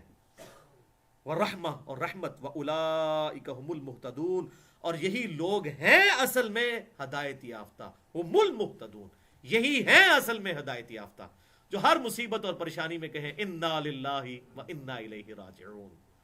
اللہ. اور یہ دعا بھی آپ صلی اللہ علیہ وسلم نے اس حوالے سے تعلیم فرمائی ہے. اگلا ریفرنس سورۃ الانعام کی آیت نمبر 164 اور 165. زبردست. قل اغیر اللہ ابغی ربا وہو رب کل شیء، اے محبوب صلی اللہ علیہ وسلم ان کافروں سے کہہ دیجئے کہ کیا تم مجھے بھی یہ مشورہ دیتے ہو کہ میں اللہ کے علاوہ کسی اور رب کو تلاش کروں، جبکہ وہ تو ہر شے کا رب ہے. رب ہے ہی ایک، پالنے والا ہے ہی ایک، اس کے علاوہ کسی کو تلاش کروں. وَلَا تَكْسِبُ كُلُّ نَفْسٍ إِلَّا عَلَيْهَا، اور ہر جان جو برا عمل کرے گی اس کا وبال بھی اسی پر ہوگا. یہ قسم قرآن پاک میں ہمیشہ برے اعمال کے لیے آتا ہے، تو اس کا وبال بھی اسی پر ہوگا. وَلَا تَزِرُ وَازِرَةٌ وِزْرَ أُخْرَى، اور کوئی جان اٹھانے والی کسی دوسرے کا بوجھ نہیں اٹھا سکے گی. صحیح بخاری اور مسلم کی متفق علیہ حدیث ہے، اے میری بیٹی فاطمہ، میرے مال سے جو لینا ہے مجھ سے لے لے، اگر اللہ نے تجھے پکڑ لیا تو میں اللہ کے حضور تجھے چھڑوا نہیں سکتا. اور یہاں کہتے ہیں نہیں وہ ہمارے بزرگ، ہمارے بابے جو ہیں وہ زبردستی جنت میں لے جائیں گے اور ہمارے گناہوں کا بوجھ بھی اٹھا لیں گے. اور کرسچینٹی میں اتنا فاسد عقیدہ آیا کہ جیزس کرائسٹ جو ہیں وہ کروسیفکشن کی وجہ سے وہ صلیب پر چڑھ کے ہمارے گناہوں کا کفارہ بن چکے ہیں، اب ہم جو مرضی کرتے رہیں. تو اللہ تعالیٰ ہمارے کوئی جان کسی کا بوجھ نہیں اٹھائے گی. شفاعت رسول صلی اللہ علیہ وسلم برحق ہے، لیکن وہ اللہ کے اذن کے ساتھ ہے. اس میں میرا لیکچر ہے پورا، مسئلہ نمبر 88A اور 88B، خصوصاً 88B جو ہے اس میں نے شفاعت کے حوالے سے ڈیٹیل کے ساتھ گفتگو کی ہے. وہ الحمدللہ اجماعی عقیدہ ہے، اس سے کوئی انکار نہیں ہے، لیکن وہ اللہ کے اذن کے ساتھ، اللہ جس کے لیے مقرر فرمائے گا آپ صلی اللہ علیہ وسلم کی مبارک شفاعت اسے ملے گی. وَلَا تَزِرُ وَازِرَةٌ وِزْرَ أُخْرَى، کوئی جان اٹھانے والی، بوجھ اٹھانے والی کسی کا بوجھ نہیں اٹھائے گی. ثُمَّ إِلَىٰ رَبِّكُمْ مَرْجِعُكُمْ، اس کے بعد تمہیں تمہارے رب کی طرف لوٹ کر جانا ہے. فَيُنَبِّئُكُمْ بِمَا كُنْتُمْ فِيهِ تَخْتَلِفُونَ، اور اللہ تعالیٰ تمہیں خبر دے دے گا جو تم دنیا میں اختلاف کیا کرتے تھے. اور یہ اکثر لوگ کہہ بھی رہے ہوتے ہیں اور یہ قیامت الدن پتہ چلے گا کون صحیح ہے کون غلط ہے، اور اللہ نو پتہ ہے جو کون صحیح ہے کون غلط ہے، اسی تو اختلاف ہی نہیں ہے. لیکن اللہ کو پتہ ہونے سے ہماری جنت اور دوزخ کا فیصلہ ہوگا. ہماری جنت اور دوزخ کا فیصلہ اس وقت ہوگا جب ہمیں پتہ چلے کہ حق کیا ہے. ایک اگر قادیانی پوری زندگی یہی کہتا رہے جی وہ قیامت دن فیصلہ ہوگا کہ کون ٹھیک ہے کون غلط ہے، اور وہ خود کتاب و سنت کے دلائل کی روشنی میں ختم نبوت کو سمجھنے کی کوشش نہ کرے، تو قیامت والے دن اسے اگر پتہ چلا کہ وہ فاسد نظریے پر مرا ہے تو اس کو کیا فائدہ؟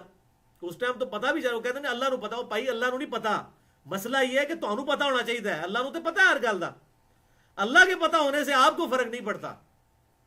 آپ کو پتہ ہونا چاہیے، مجھے پتہ ہونا چاہیے کہ مرنے سے پہلے پہلے ہم حق بات تک رسائی حاصل کریں.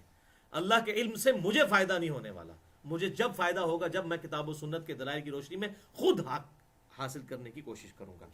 تو اللہ تعالیٰ ہم فیصلہ کر دیں گے، وہاں تو فیصلہ ہوگا انشاءاللہ. وَهُوَ الَّذِي جَعَلَكُمْ خَلَائِفَ الْأَرْضِ، وہی ہے جس نے تمہیں زمین پر اگلوں کا خلیفہ کیا ہے. تمہارے باپ دادا مرتے ہیں، تم ان کی جگہ آتے ہو، تم مرو گے، تمہاری اولاد، اس طرح قیامت تک سلسلہ جاری رہے گا. اور وہ اکیلا حی القیوم، ہمیشہ سے زندہ، سب کو تھامنے والا ہے. اور تم سب کے سب لوگ جو ہیں وہ ایک کے بعد دوسرے آتے جاؤ گے. وَرَفَعَ بَعْضَكُمْ فَوْقَ بَعْضٍ دَرَجَاتٍ، اور اس نے بعض کو بعض پر فوقیت دے دی ہے درجات کے حوالے سے. کسی کو امیر رکھا، کسی کو غریب رکھا، کسی کو ماحول ایسا دیا کہ وہ زیادہ دیندار تھا، کسی کو کم ملا. لیکن یہ کس لیے؟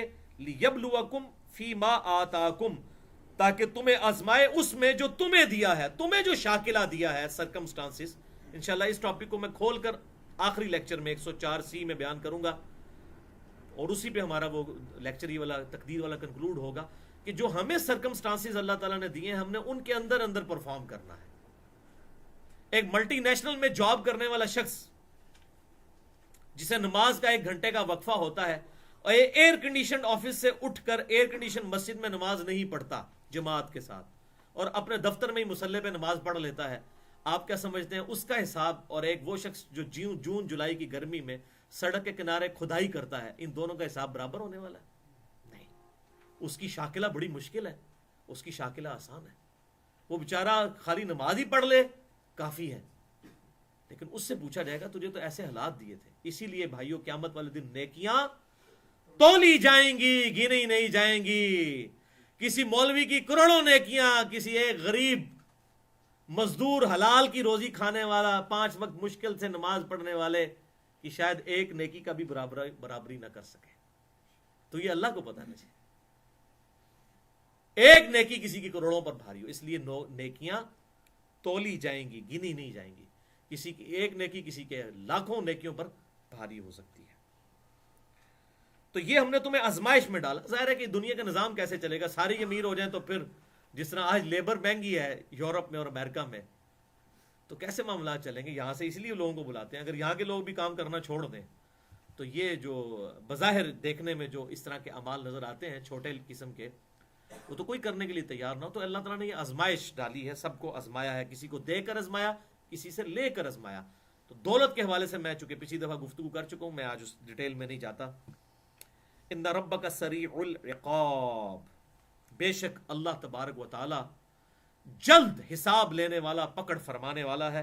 وَإِنَّهُ لَغَفُورٌ رَحِيمٌ، اور سائملٹینیس کنٹراسٹ بھی ہے، بے شک وہ بخشنے والا بھی ہے، مہربان بھی ہے. ہمیشہ اللہ تعالیٰ بیلنس فرماتا ہے، اس طرح کی چیزوں کو کوئی ٹینشن نہ لے کہ پتہ نہیں کیا ہونا ہے.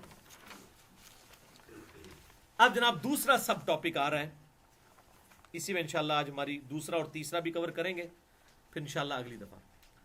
دوسرا سب ٹاپک اس حوالے سے، اللہ نے انسان کی فطرت میں ہی حق اور باطل کو پہچاننے کی صلاحیت رکھ دی ہے، ہماری انسٹنکٹ میں، جبلت میں. یہ بینیفٹ اللہ تعالیٰ نے دے دیا ہے. کسی تک اگر نبی کی دعوت نہیں بھی پہنچی، وہ اجمالی ایمان ایک supreme being, super natural authority اور سپر نیچرل ایجنسی کے بارے میں رکھ سکتا ہے.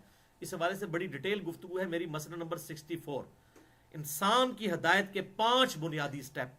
بغیر وحی کے بھی انسان اللہ تعالیٰ تک پہنچ سکتا ہے، صرف اس اجمالی عقیدے تک کہ اس کائنات کو کسی نے بنایا ہے.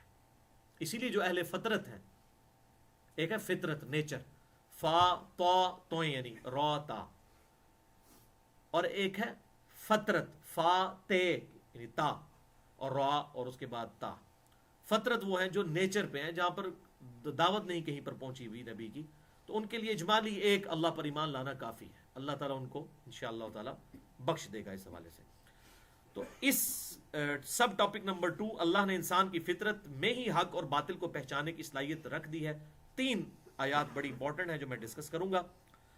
پہلی آیت سورۃ الشمس کی آیت نمبر 7 سے لے کر پہلا ریفرنس 10 تک. وَنَفْسٍ وَمَا سَوَّاهَا، اس سے پہلے اللہ تعالیٰ نے کئی قسمیں یاد فرمائی ہیں اور پھر ان کو کنکلوڈ کیا ہے کہ مجھے قسم ہے نفس کی، جان کی، وما سواہا، اور جیسا کہ اسے سنوارا گیا ہے. اللہ نے اس کی بڑی نوک پلک درست کی ہے، انسان کو کس طرح، لقد خلقنا الانسان فی احسن تقویم، مجھے قسم ہے اس کی. فَأَلْهَمَهَا فُجُورَهَا وَتَقْوَاهَا، ہم نے اس کو ودیت کر دیا ہے، اس کی انسٹنکٹ میں الہام کر دیا ہے، بدی کا علم بھی، برائی کا علم بھی، وَتَقْوَاهَا، اور بچنے کا علم بھی. چاہیے ہماری نیچرل انسٹنکٹ ہو، یعنی انسان خوف سے دور بھاگتا ہے اور جہاں پر ریلیکسیشن ہو وہاں پر جانے کی کوشش کرتا ہے، اور اس کے علاوہ بھی اچھائی اور برائی میں تمیز جو ہے انسان کو اللہ نے ودیت کی ہے، ہماری انسٹنکٹ میں ہے. دنیا کے کسی بھی معاشرے میں جھوٹ بولنے کو لوگ اچھا نہیں سمجھتے، چاہے نبی کی دعوت پہنچی بھی ہو یا نہ پہنچی ہو. ہر معاشرے میں جھوٹ بولنا برا اور سچ بولنا اچھا ہے. کسی کو دھوکہ دینا برا، کسی کے ساتھ خیر خواہی کرنا اچھا ہے. ایون میں کہتا ہوں ہالی ووڈ کی فلم کے اینڈ پہ بھی ہمیشہ سچ کی جیت دکھائی جاتی ہے. ہیرو کو اگر پریزنٹ کیا جاتا ہے تو بڑے اچھی پرسنالٹی، غریبوں کا، مظلوموں کا ساتھ دینے والا، اس اعتبار سے کوئی بھی، یعنی انسان کی جبلت میں ہے کہ انسان کہتا ہے کہ اچھائی سے محبت کی جائے، اور برائی کو سب لوگ جو ہے وہ برا کنڈیم کرتے ہیں. ٹریفک سگنل کو کوئی توڑتا ہے، لوگ کہتے ہیں یہ برا کر رہا ہے، کسی دوسرے کا حق مار رہا ہے. یعنی دوسرے کا حق مارنے کو ہم برا سمجھتے ہیں، کسی پہ ظلم کرنے کو ہم برا سمجھتے ہیں، کسی مظلوم کے ساتھ دینے کو اچھا سمجھتے ہیں، چاہے کسی کو پیغمبر کا تعارف ہو، وحی کا تعارف ہو یا نہ ہو، یہ ہماری جبلت میں ہے. یہ وہی فَأَلْهَمَهَا فُجُورَهَا وَتَقْوَاهَا، برائی اور اچھائی، بچنے کا، اللہ کے عذاب سے بچنے کا علم اللہ تعالیٰ نے ودیت کر دیا ہے، ہماری جبلت میں، انسٹنکٹ میں، جبلی ہدایت انسان کو دے دی ہے. پھر قد افلح من زکاها، بے شک فلاح وہ پا گیا جس نے اپنے آپ کو پاک کر لیا، یعنی اس انسٹنکٹ کو استعمال کر کے حق تک پہنچ گیا. وقد خاب من دساها، اور برباد ہو گیا وہ جس نے اپنی جبلت کو دبا دیا. یعنی اندر سے آواز اٹھتی ہے کہ یہ انسان برائی کرے. صحیح مسلم میں حدیث ہے، گناہ وہ جو تیرے دل میں کھٹکے اور تو اس بات سے ڈرے کہ لوگ اس سے مطلع ہوں، اس پر مطلع ہوں. یہ اندر ایک مفتی اللہ نے رکھ دیا ہے، انسان کو فوراً اندر سے ہی پتہ لگتا ہے یار یہ غلط کیا میں نے. پوری دنیا کے سامنے جھوٹے دلائل وہ دے لے، لیکن اندر اپنے ضمیر کا مجرم رہتا ہے. یہ وہ چیز ہے، اللہ تعالیٰ فرماتا ہے برباد ہو گیا جس نے اس کو دبا لیا، اپنی اندر کی آواز کو. من دساہا، اندر کی انسٹنکٹ کو دبا لیا، جو ہدایت اللہ تعالیٰ نے پوٹینشلی انسان کے اندر رکھی تھی. سورۃ الشمس کی آیت نمبر 7 سے 10 تھی. اگلا ریفرنس نمبر 9 ہے سورہ بنی اسرائیل آیت نمبر 36. اس پہ تو کتنے میرے لیکچرز ہیں. وَلَا تَقْفُ مَا لَيْسَ لَكَ بِهِ عِلْمٌ، اے انسان کسی چیز کی پیروی اس وقت تک مت کر جب تک کہ اس کے بارے میں ڈیفینٹ علم تجھے حاصل نہ ہو جائے. اور علم دو ہی ہیں، یا تو ریویلڈ نالج ہے وہی کا علم، کتاب و سنت کا علم، یا ایکوائرڈ نالج ہے سائنس کا علم. یہ قرآن ان دو علوم کو ہی مانتا ہے. اس میں میری پوری گفتگو ہے. مسئلہ نمبر 39، علم وحی اور علم سائنس کی اہمیت اور ان کا دائرہ کار. یہ دو ہی علوم ہے، ریویلڈ نالج یا acquired knowledge. The knowledge obtained through observations and experiments is known as science. تو بغیر علم کے پیروی نہ کر کسی شے کی جب تک تجھے ڈیفینٹ علم نہ حاصل ہو جائے. اور علم ہوگا یا وحی سے پتہ چلے بات یا سائنس سے. اب مجھے بتائیں، وحی میں کہیں یہ بات ہے کہ زلزلہ اس لیے آتا ہے کہ کوئی ایک گائے ہے جس نے ایک سینگ پہ زمین اٹھائی ہوئی ہے اور تھک جاتی ہے تو دوسرے سینگ پہ اٹھاتی ہے تو زلزلہ آ جاتا ہے ایسی کوئی وحی میں بات؟ سائنس بھی نہیں اس کی تصدیق کرتی. ہاں سائنس ہمیں بتاتی ہے، جیولوجی کی فیلڈ کے لوگ، کہ ٹیکٹونک پلیٹس کی ڈسٹربنس کی وجہ سے زلزلے آتے ہیں. ہم اس کی تصدیق کرتے ہیں. اور جو اسٹیبلش سائنس ہے، ہائپوتھیسز تھیوریز کی بات نہیں، جو بالکل اسٹیبلش ہے، وہ بالکل کتاب و سنت کی طرح حجت ہے. مثلا پٹرول آگ کو جلا دیتا ہے اور بھڑکا دیتا ہے، یہ ڈیفینٹ علم ہے. یہ ہمارا تجربہ ہے، یہ اللہ نے ہمیں مشاہدات و تجربات کے ذریعے علم دیا ہے. تو یہ بالکل علم کتاب و سنت کی طرح حجت ہے. اسی طریقے سے کئی چیزیں جو سائنس کی اس دائرہ کار میں نہیں آتی، جیسے فرشتے ہیں، یہ سائنس کبھی ڈیٹیکٹ نہیں کر سکتی، وہ فزیکل ورلڈ سے ڈیل کرتی ہے. سائنس ہمیشہ فزیکل فینومینا آف نیچر اور یہ فزیکل ورلڈ جو ہے اس سے ڈیل کرتی ہے. فرشتے کبھی ڈیٹیکٹ نہیں کر سکتی، عذاب قبر اسے نظر نہیں آ سکتا. تو بہرحال وہ لیکچر مسئلہ نمبر 39 ہے، اس میں نے ڈیٹیل سے یہ گفتگو کی. علم کے بغیر کسی چیز کی پیروی نہیں کرنی، یا علم وحی کے ذریعے یا علم سائنس کے ذریعے، لیکن تھیوریز نہیں، اسٹیبلش سائنس. ان السمع والبصر والفؤاد كل اولئک کان عنہ مسئولا، بے شک کان، آنکھیں اور عقل، یہ فؤاد کی اپروپریٹ ٹرانسلیشن ہے عقل، چاہے وہ دل سے سوچا جائے یا دماغ سے سوچا جائے. اب یہ علیحدہ سے ایک بحث ہے. قرآن پاک چونکہ لٹریچر کی کتاب ہے، پورے قرآن میں آپ کو دماغ کا لفظ نہیں ملے گا. جب بھی بات آئے گی دل سے سوچنے کی آئے گی، کیونکہ یہ لٹریچر کی بک ہے. لٹریچر میں آپ دل کی بات کرتے ہیں. مجھے بتائیں، کبھی کوئی سائنٹسٹ یہ کہے گا کہ آج میرا دماغ چاہ رہا ہے کہ بریانی کھاؤں؟ سائنٹسٹ بھی کہے گا آج میرا دل چاہ رہا ہے کہ بریانی کھاؤں. تو قرآن پاک لٹریچر کی کتاب ہے، لہٰذا یہ لٹریچر کی لینگویج میں بات کرتی ہے. لہٰذا جہاں جہاں پر عقل کا تعلق آئے گا، اکثر لوگ کہتے ہیں جی یہ قرآن کہتا ہے دل سوچتا ہے. دل بھی سوچتا ہے، دماغ بھی سوچتا ہے. یہ علیحدہ سے ایک پوری بحث ہے، انشاءاللہ کبھی موقع ملا تو میں انشاءاللہ بیان کروں گا. بہرحال اصل چیز ہے کہ اللہ نے 3 انسٹرومنٹ میں دیے ہیں، کان، آنکھیں اور عقل. ان کو استعمال کیا جائے. کل اولئک کان عنہ مسئولا، ان تمام اعضاء کے بارے میں تم سے پوچھا جائے گا. ان کو استعمال کر کے تم نے حق بات حاصل کرنے کی کوشش کیوں نہیں کی. ان السمع والبصر والفؤاد کل اولئک کان عنہ مسئولا. تو عقل کام نہیں کرتی ہے. میں کہتا ہوں تقدیر کا مسئلہ تو کسی سے پوچھنے کی ضرورت نہیں، انسان کو خود پتہ ہے. ہم خود آبزرو نہیں کرتے کہ نماز کا جب ٹائم ہوتا ہے ہم خود ڈیلے کر رہے ہوتے ہیں. اور کبھی کوئی سینکڑوں میں ایک موقع آتا ہے کہ انسان کے اوپر کوئی ایسی پریشانی آ جائے کہ نماز ڈیلے ہو جائے. ادروائز عام حالات میں کبھی ایسا نہیں ہوتا کہ انسان کے اختیار کے بغیر، نہ تو انسان اپنے اختیار کے بغیر مسجد کی طرف جاتا ہے اور نہ مسجد سے دور بھاگتا ہے. یہ بھی نہیں ہوگا کہ نماز اذان کا وقت ہو تو آپ کے قدم خود بخود چلنا شروع ہو جائے، نہیں ہوگا. یا آپ نماز کے علاوہ کہیں اور جانے لگے ہیں تو قدم زمین جو ہے وہ قدم پکڑ لے، ایسا بھی. اللہ نے اجازت دے دی ہے، کھلی چھٹی ہے، مرضی نہیں ہے اس میں، اجازت ہے صرف. تو بات جملہ یاد رکھنا ہے کہ اجازت دے دی انسان کو اللہ نے، لیکن مرضی یہی ہے کہ وہ میری فرما برداری کرے. تو بے شک ان 3 اعضاء کے بارے میں تم سے پوچھا جائے گا، ان کو استعمال کر کے تم نے حق حاصل کرنے کی کوشش کیوں نہیں کی.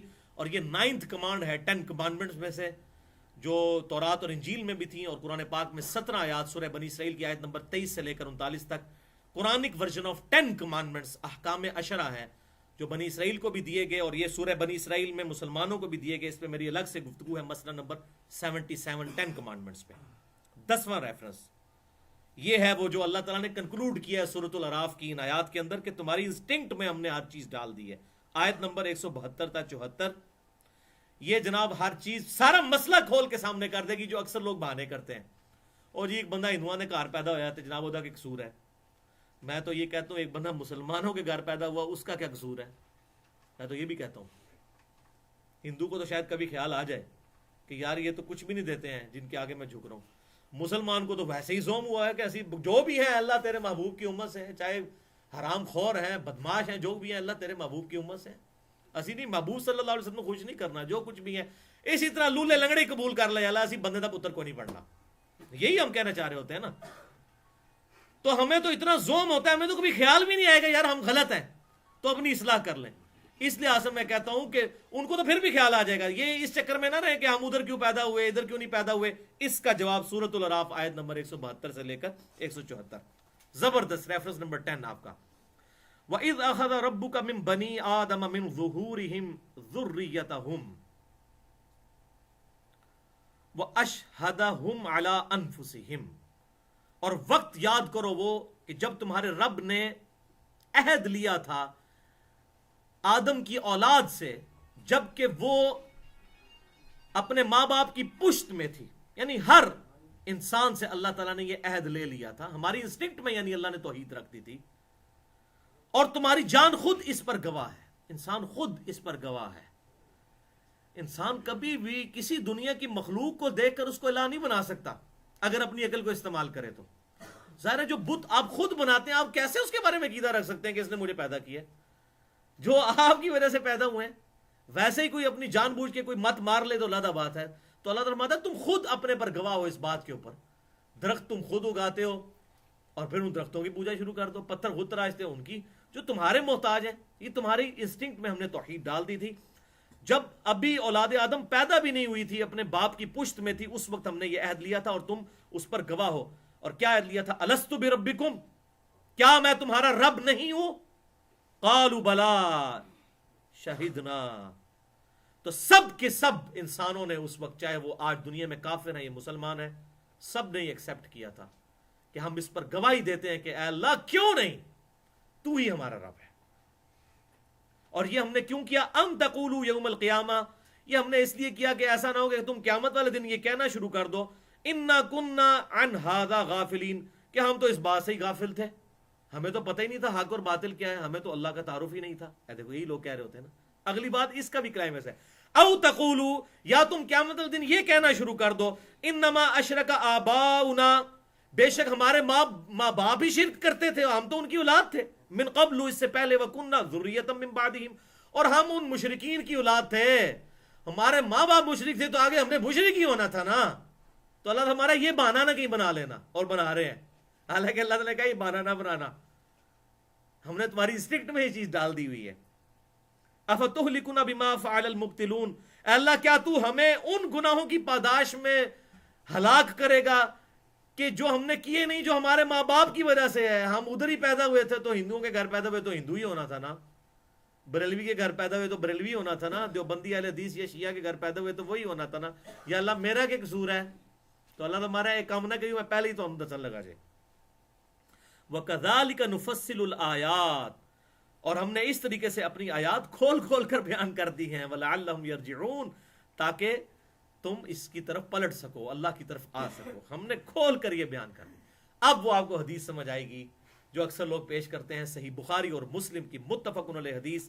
بخاری میں 1358, صحیح مسلم 6755. اس لیے میں نے کہا تھا کہ ہم کوئی بھی حدیث بغیر قرآن کے نہیں سمجھیں گے, قرآن کے مطابق اسے فٹ ان کریں گے. ایبسولوٹلی کسی حدیث سے کوئی عقیدہ تقدیر کے حوالے سے نہیں رکھیں گے. اس حدیث میں بخاری اور مسلم کا میں نے حوالہ دیا. آپ صلی اللہ علیہ وسلم نے ارشاد فرمایا ہر بچہ فطرت پہ پیدا ہوتا ہے, یعنی اپنی انسٹنکٹ میں وہ توحید لے کر آتا ہے, پس اس کے والدین اسے یہودی یا عیسائی یا مجوسی بنا دیتے ہیں.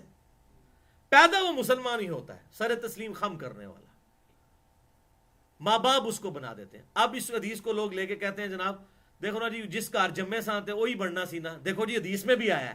تو بھائی پہلے قرآن پڑھے نا, قرآن میں اس کو فٹ ان بٹھائیں گے. تو بیسیکلی یہ انفارمیشن ہے کہ انسان کے ماں باپ اس کو غلط طرف لگا دیتے ہیں, تم نہ لگ جانا, یہ مطلب ہے اس کا.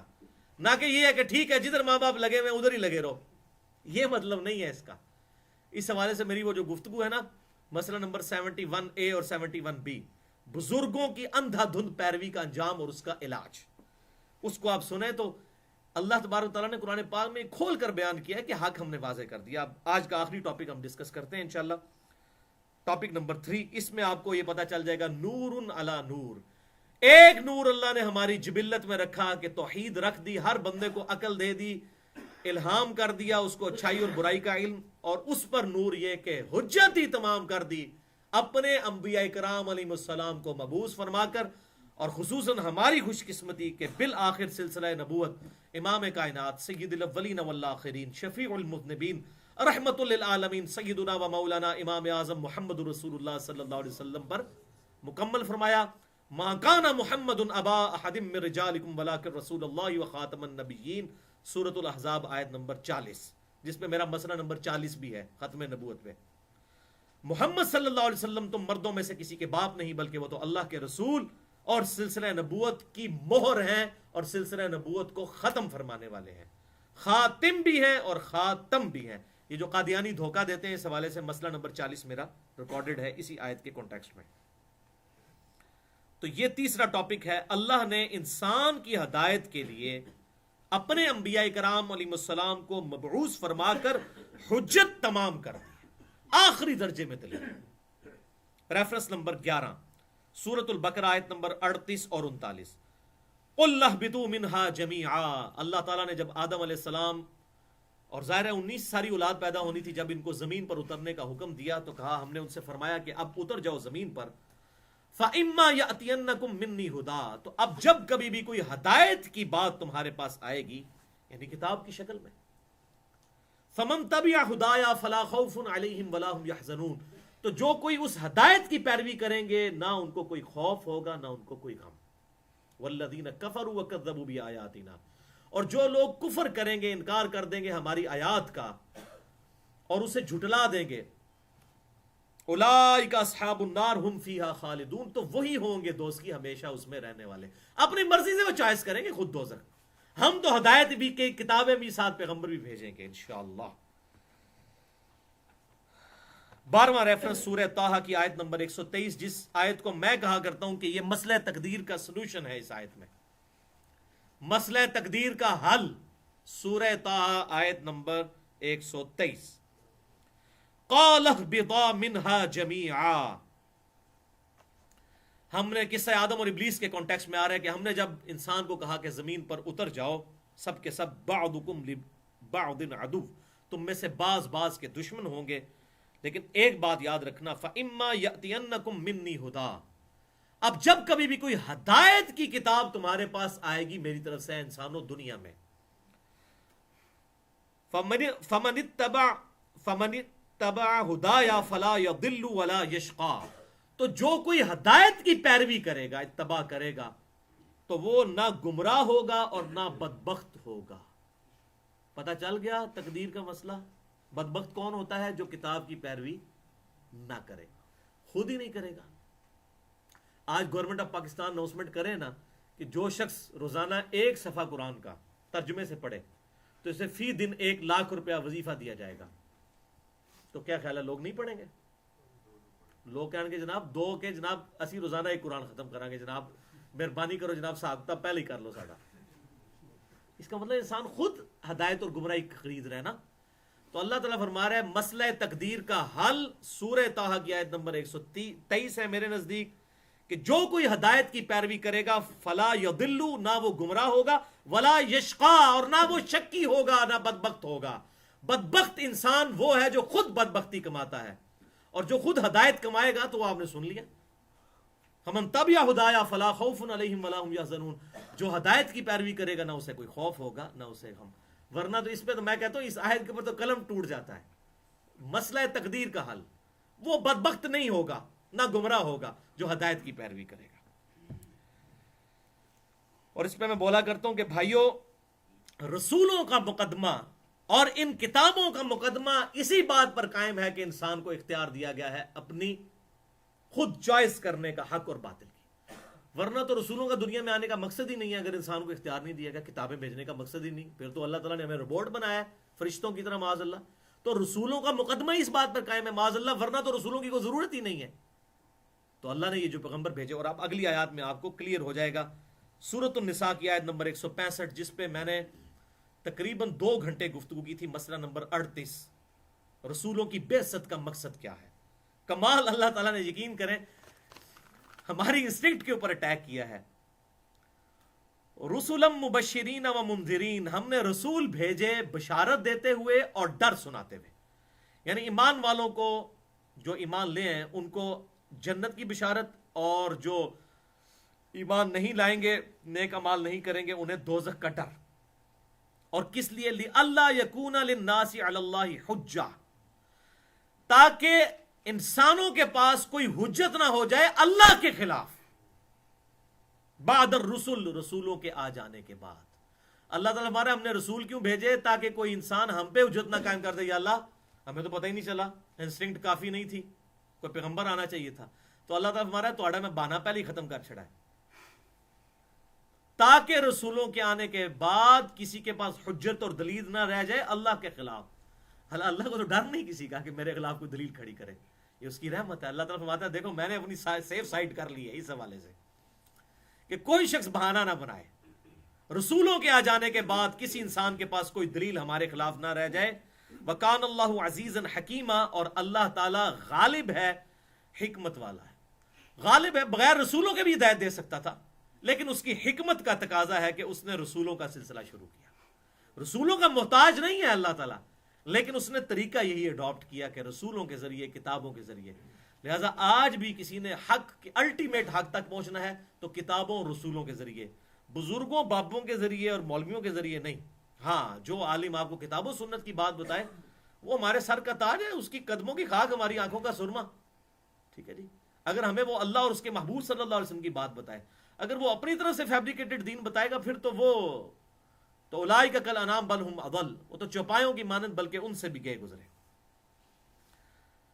14واں ریفرنس آج کا تھرڈ لاسٹ, سورۃ التوبہ آیت نمبر 115, زبردست آیت اس حوالے سے.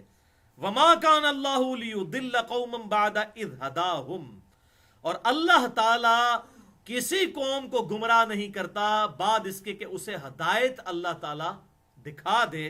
حتی یبین لہم ما یتقون, یہاں تک کہ اللہ تعالی ہر وہ چیز کھول کھول کر بیان نہ کر دے کہ جس سے ڈر سنایا جا رہا ہے. یعنی اللہ تعالیٰ اپنے تمام راز لوگوں کو آخرت کے حوالے سے, کہ آخرت میں کیا جواب دہی ہونے والی ہے, کھول کھول کر جب تک بیان نہ کر دے, اللہ تعالیٰ کسی قوم کو گمراہ نہیں کرتا. یعنی پھر اس کے بعد خود کو گمراہ ہونا چاہے تو بالکل ہو. ایک بندہ بجلی کے ساکٹ میں 2 انگلیاں ڈال دے تو ظاہر مرے گا, چاہے بسم اللہ پڑھ کے بھی ڈال دے تب بھی مرے گا انشاءاللہ, کیونکہ قرآن و سنت میں کہیں ہے نہیں ہے کہ آپ بسم اللہ پڑھ کے ڈالیں تو نہیں مریں گے. یہ تو فزیکل فینومینا آف نیچر ہے. جو سردیوں میں ٹھنڈے فرش پہ ننگے پاؤں پھرے گا انشاءاللہ ضرور بیمار ہوگا, کیونکہ فزیکل فینومینا آف نیچر ہے. جو بندہ جب پیاس لگے گی پانی نہیں پیے گا تو انشاءاللہ پیاس سے مر جائے گا, کیونکہ فزیکل فینومینا, دنیا اسباب کے ساتھ ہے, اسباب کی نفی نہیں ہے. میں نے پچھلی دفعہ ڈیٹیل سے اس حوالے سے گفتگو کی تھی. ان اللہ بکل شیء علیم, بے شک اللہ تعالیٰ ہر شے کو کے علم کو اپنے, ہر شے کا علم ہے اس کے پاس, ہر چیز کو اپنے علم سے احاطہ کیے ہوئے ہے. اس کو پتہ ہے کہ اس نے ہر ایک تک ہدایت پہنچا دی. اسی آیت کے تحت میں یہ کہتا ہوں کہ یہ جو بعض لوگ کہتے ہیں نا جی افریقہ کے جنگلوں میں بھی جو بغیر کلمے کے جا رہا ہے, خصوصاً ہمارے تبلیغی جماعت کے بھائی, تو ہم سے پوچھا جائے گا. بھائی ہم سے نہیں پوچھا جائے گا, ہم سے جو پوچھا جانا ہے نا وہ بخاری اور مسلم میں آگے آپ صلی اللہ علیہ وسلم فرمایا تم میں سے ہر شخص نگہبان ہے, اس سے اس کی رعیت کے بارے میں پوچھا جائے گا. میری رعیت, میرے بیوی بچے, میرے آفس کے کلیگ, میرے دوست احباب, میرے سرکل میں جتنے لوگ ہیں. افریقہ میں کدھر سے پہنچوں گا بھائی, میں پہلے یہاں پہ دعوت کروں نا. میرے بیوی بچے تو نماز نہیں پڑھتے اور میں کہیں دوسری طرف نکل جاؤں, ادھر میں نے ایفرٹ, سب سے پہلی ایفرٹ یہ کرنی. یہ اللہ کی ذمہ داری ہے کہ وہ افریقہ کے جنگلوں تک بات پہنچائے گا, اپنے بندوں کو اٹھائے گا, ایسے حالات پیدا کرے گا, کرے گا انسانوں کے ذریعے. انبیاء کرام علیہ السلام بھی تو انسان ہی تھے نا, مرتبے میں تو ظاہر کسی انسان کو ان سے نسبت نہیں, لیکن ایز اے جنس اسپیشیز تو انسان ہی تھے نا. سورہ بنی اسرائیل میں ہے کہ اگر زمین پر فرشتے آباد ہوتے تو ہم فرشتوں میں پیغمبر بنا کے بھیجتے ہیں. انسان آباد ہے تو انسانوں میں سے پیغمبر آئیں گے.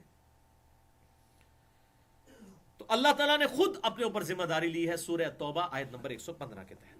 15واں ریفرنس سورہ بنی اسرائیل آیت نمبر 15. من اہتدی فانما یہتدی لنفسی، جو کوئی ہدایت کا راستہ اختیار کرے گا تو وہ اپنی جان کے لیے خود ہی فائدہ کرے گا ہدایت کا راستہ اختیار کر کے.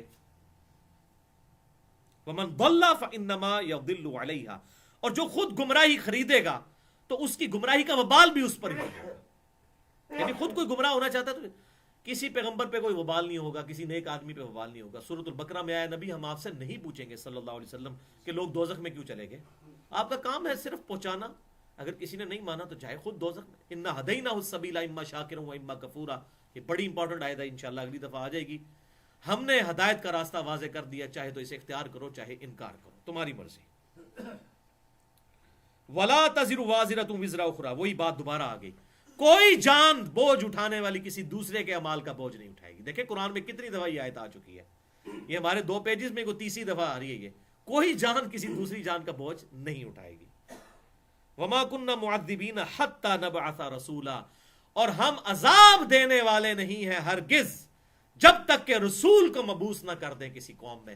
جب رسول آتا ہے پھر ہم عذاب دیتے ہیں، ادروائز اگر کسی تک رسول کی دعوت نہیں پہنچی بس اجمالی اس کا ایمان کافی ہے. اسی کانٹیکس میں نے آپ صلی اللہ علیہ وسلم کے والدین کے ایمان کے حوالے سے گفتگو کی تھی کہ وہ اہل فطرت ہیں، مسئلہ نمبر 98 کے نام سے، اور الحمدللہ اس ٹاپک پہ اس حوالے سے یہ یونیک گفتگو ہے الحمدللہ.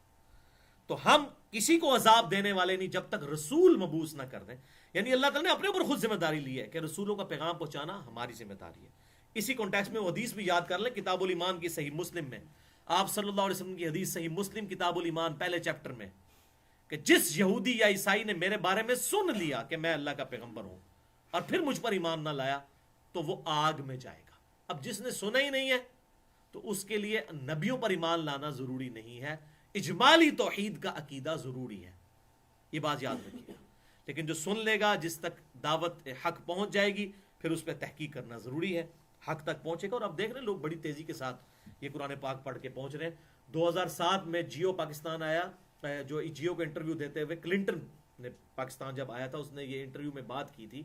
کلنٹن جو امریکن صدر 2 دفعہ رہا ہے، جیو کو انٹرویو دیتے ہوئے 2007 میں ویڈیو ریکارڈ میں نے خود سنی ہے. اسلام از دا فاسٹسٹ گروئنگ ریلیجن ان امریکہ، امریکہ میں سب سے تیزی سے پھیلنے والا دین اسلام ہے. 2050 تک انشاءاللہ مسلمان سپر سیڈ کر جائیں گے باقی تمام کو امریکہ کے اندر. اس کتاب اللہ کی وجہ سے، اس کا ترجمہ وہ انگریزی میں پڑھ رہے ہیں اور ہدایت مل رہی ہے. پاکستان، انڈیا، بنگلہ دیش کا مولوی کہتا ہے قرآن ڈائریکٹ نہ پڑھنا گمراہ ہو جاؤ گے، اور پلید انگریز اس کا ترجمہ انگریزی میں پڑھ کے ہدایت مل رہی ہے. بخاری اور مسلم کی متفق علیہ حدیث ہے، ہر نبی پر ایمان لانے والے لوگوں کی تعداد ڈیپینڈ کرتی ہے اس نبی کو دیے گئے معجزے پر. اللہ نے مجھے وحی کا معجزہ دیا ہے، میں اللہ سے امید کرتا ہوں سب سے زیادہ میرے امتی ہوں گے، کیونکہ میرا معجزہ سب سے بڑا ہے بھائی، قرآن کا معجزہ، قیامت تک کے لیے معجزہ. اور بخاری اور مسلم کی متفق علیہ حدیث ہے کہ جنتیوں کا نصف امت محمدیہ ہیں صلی اللہ علیہ وسلم. اور سنن ابن ماجہ میں صحیح حدیث ہے کہ جنتیوں کی 120 میں سے 80 صفحے میری امت سے ہوں گے اس قرآن معجزے کی وجہ سے. اسی حوالے سے میں نے بڑی ڈیٹیل گفتگو کی ہے. مسئلہ نمبر 1 جو میں نے کہا، پہلا مسئلہ امام الانبیاء کی دعوت قرآن، یوم عرفہ کی رات میں نے دیا تھا آج سے تقریباً 3-4 سال پہلے. آخری ریفرنس آج کا 16واں، پھر انشاءاللہ باقی اگلی دفعہ اور اس سے اگلی دفعہ 47 پورے کور کریں گے. سورہ یونس کی آیت نمبر 57 اور 58. پھر قرآن کی بات آئی ہے تو پھر قرآن پاک کی تعریف میں سب سے اعلیٰ ترین، ساری گفتگو اللہ کی اعلیٰ ترین ہے لیکن اس میں بھی ایپیکس جو ہے قرآن پاک کی تعریف کے حوالے سے سورہ یونس کی یہ 2 آیات ہیں، آیت نمبر 57 اور 58. اس سے زیادہ اللہ نے قرآن پاک کی اس لیول پہ تعریف اور پورے قرآن میں کہیں نہیں کی جو یہاں پر کی ہے. 16واں ریفرنس، یا ایھا الناس، اے پوری انسانیت، صرف مسلمان نہیں، تمام انسان، جو سورۃ البقرہ میں آیا نا، ھدی للناس، یہ کتاب پوری انسانیت کے لیے ہدایت ہے. وبینات من الہدی، اور ہدایت کے بھی روشن دلائل ہیں اس میں، والفرقان، اور حق اور باطل میں تمیز کرنے والی یہ کتاب ہے. پہلے اولڈ ٹیسٹیمنٹ یعنی تورات، پھر نیو ٹیسٹیمنٹ یعنی انجیل، اور اب یہ دی فائنل ٹیسٹیمنٹ ہے اللہ کا ہولی قرآن، حق اور باطل میں تمیز کرنے والی کتاب الفرقان. اور صحیح بخاری میں حدیث ہے، محمد فرق بین الناس، محمد صلی اللہ علیہ وسلم بھی لوگوں میں حق اور باطل میں تمیز کرنے والے ہیں. یہ کتاب بھی الفرقان اور ہمارے محبوب صلی اللہ علیہ وسلم بھی الفرقان. الحمدللہ.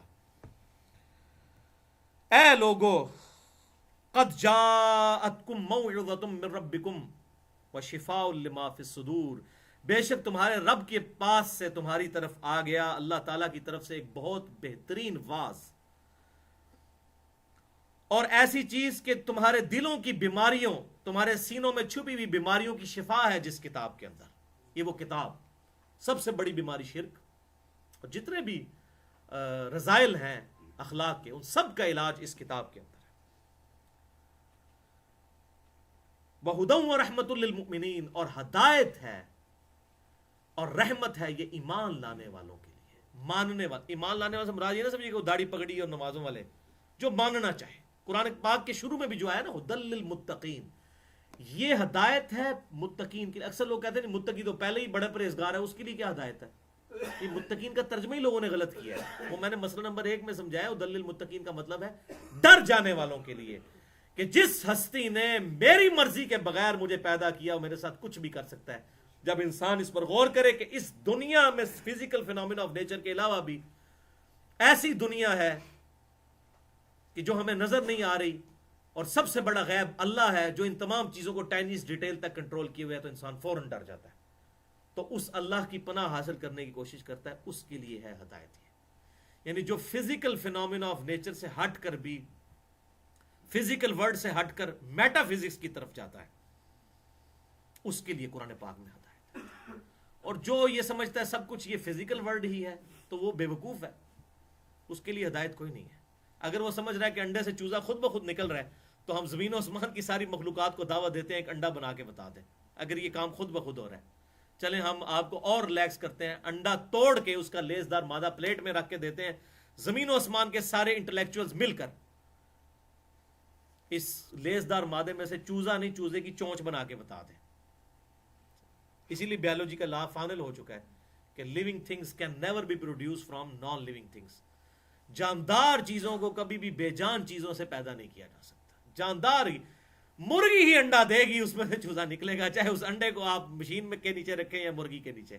انڈا نہیں آپ بنا سکتے، بیج نہیں بنا سکتے۔ اس حوالے سے میری گفتگو ہے مسئلہ نمبر 60، who is Allah in the light of latest scientific facts, اللہ کون ہے جدید سائنسی حقائق کی روشنی میں۔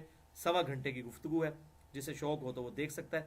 تو اللہ تعالیٰ ہمارا اس کتاب میں واضح ہے، بہترین شفا ہے سینوں میں چھپی ہوئی بیماریوں کی، اور ہدایت اور رحمت ہے ان کے لیے جو ماننا چاہیں۔ یہ اپروپریٹ ٹرانسلیشن ہوگی۔ جو نہیں ماننا چاہتا تو کہاں چٹا تو پھر چٹا ہی رہے، دل بے ایمان تو اجتا ٹھہر۔ اگر کسی کا دل بے ایمان ہے تو بہانے بہت۔ قل بفضل اللہ وبرحمتہ، اے محبوب صلی اللہ علیہ وسلم لوگوں سے فرما دو کہ یہ قرآن اللہ کے فضل اور اس کی رحمت سے نازل ہوا ہے، فبذالک فلیفرحوا، تو چاہیے کہ اس کتاب کے ملنے پر خوب جشن کریں، خوب خوشیاں کریں کہ سب سے بہترین چیز اللہ تعالیٰ نے عطا فرما دی ہے۔ ہوا خیر مما یجمعون، اور یہ کتاب ہر اس چیز سے بڑھ کر بہتر ہے جو تم جوڑتے ہو۔ یعنی دنیا میں انسان مال اور یہ جائیداد یہ سب کچھ جوڑتا ہے، یہ دنیا میں کام آئے گی، لیکن اس کو تھام لو، وہ بھی مطلب حلال کے درجے میں درست ہے، لیکن اس کو تھام لو تو ہمیشہ کی کامیابیاں اس کی وجہ سے حاصل ہونے والی ہیں۔ یہ سب سے بہترین دولت کسی کے پاس اگر ہو سکتی ہے تو اللہ کی کتاب ہے۔ اللہ تعالیٰ سے دعا ہے کہ اس کتاب کو پکڑ کر صحیح معنوں میں اس پر عمل کرنے کی توفیق عطا فرمائے۔ انشاءاللہ ابھی کافی لیکچر باقی ہے، آج مسئلہ نمبر 104A ہوا، پھر B اور C میں انشاءاللہ یہ کنکلوڈ ہوگی۔ اگلے ریفرنسز انشاءاللہ اگلی کلاسوں میں ڈسکس ہوں گے۔ اللہ تعالیٰ سے دعا ہے جو حق بات میں نے کہی اللہ تعالیٰ ہمارے دلوں میں راسخ فرمائے، اگر جس بات میں میرے منہ سے کوئی غلط بات نکل گئی تو اللہ تعالیٰ ہمارے دلوں سے محو کر دے، ہمیں کتاب و سنت کی تعلیمات پر عمل کر کے دوسرے بھائیوں تک پہنچانے کی توفیق عطا فرمائے۔ سبحانک اللہم و بحمدک، اشہد ان لا الہ الا انت، استغفرک و اتوب الیک، وما علینا الا البلاغ المبین۔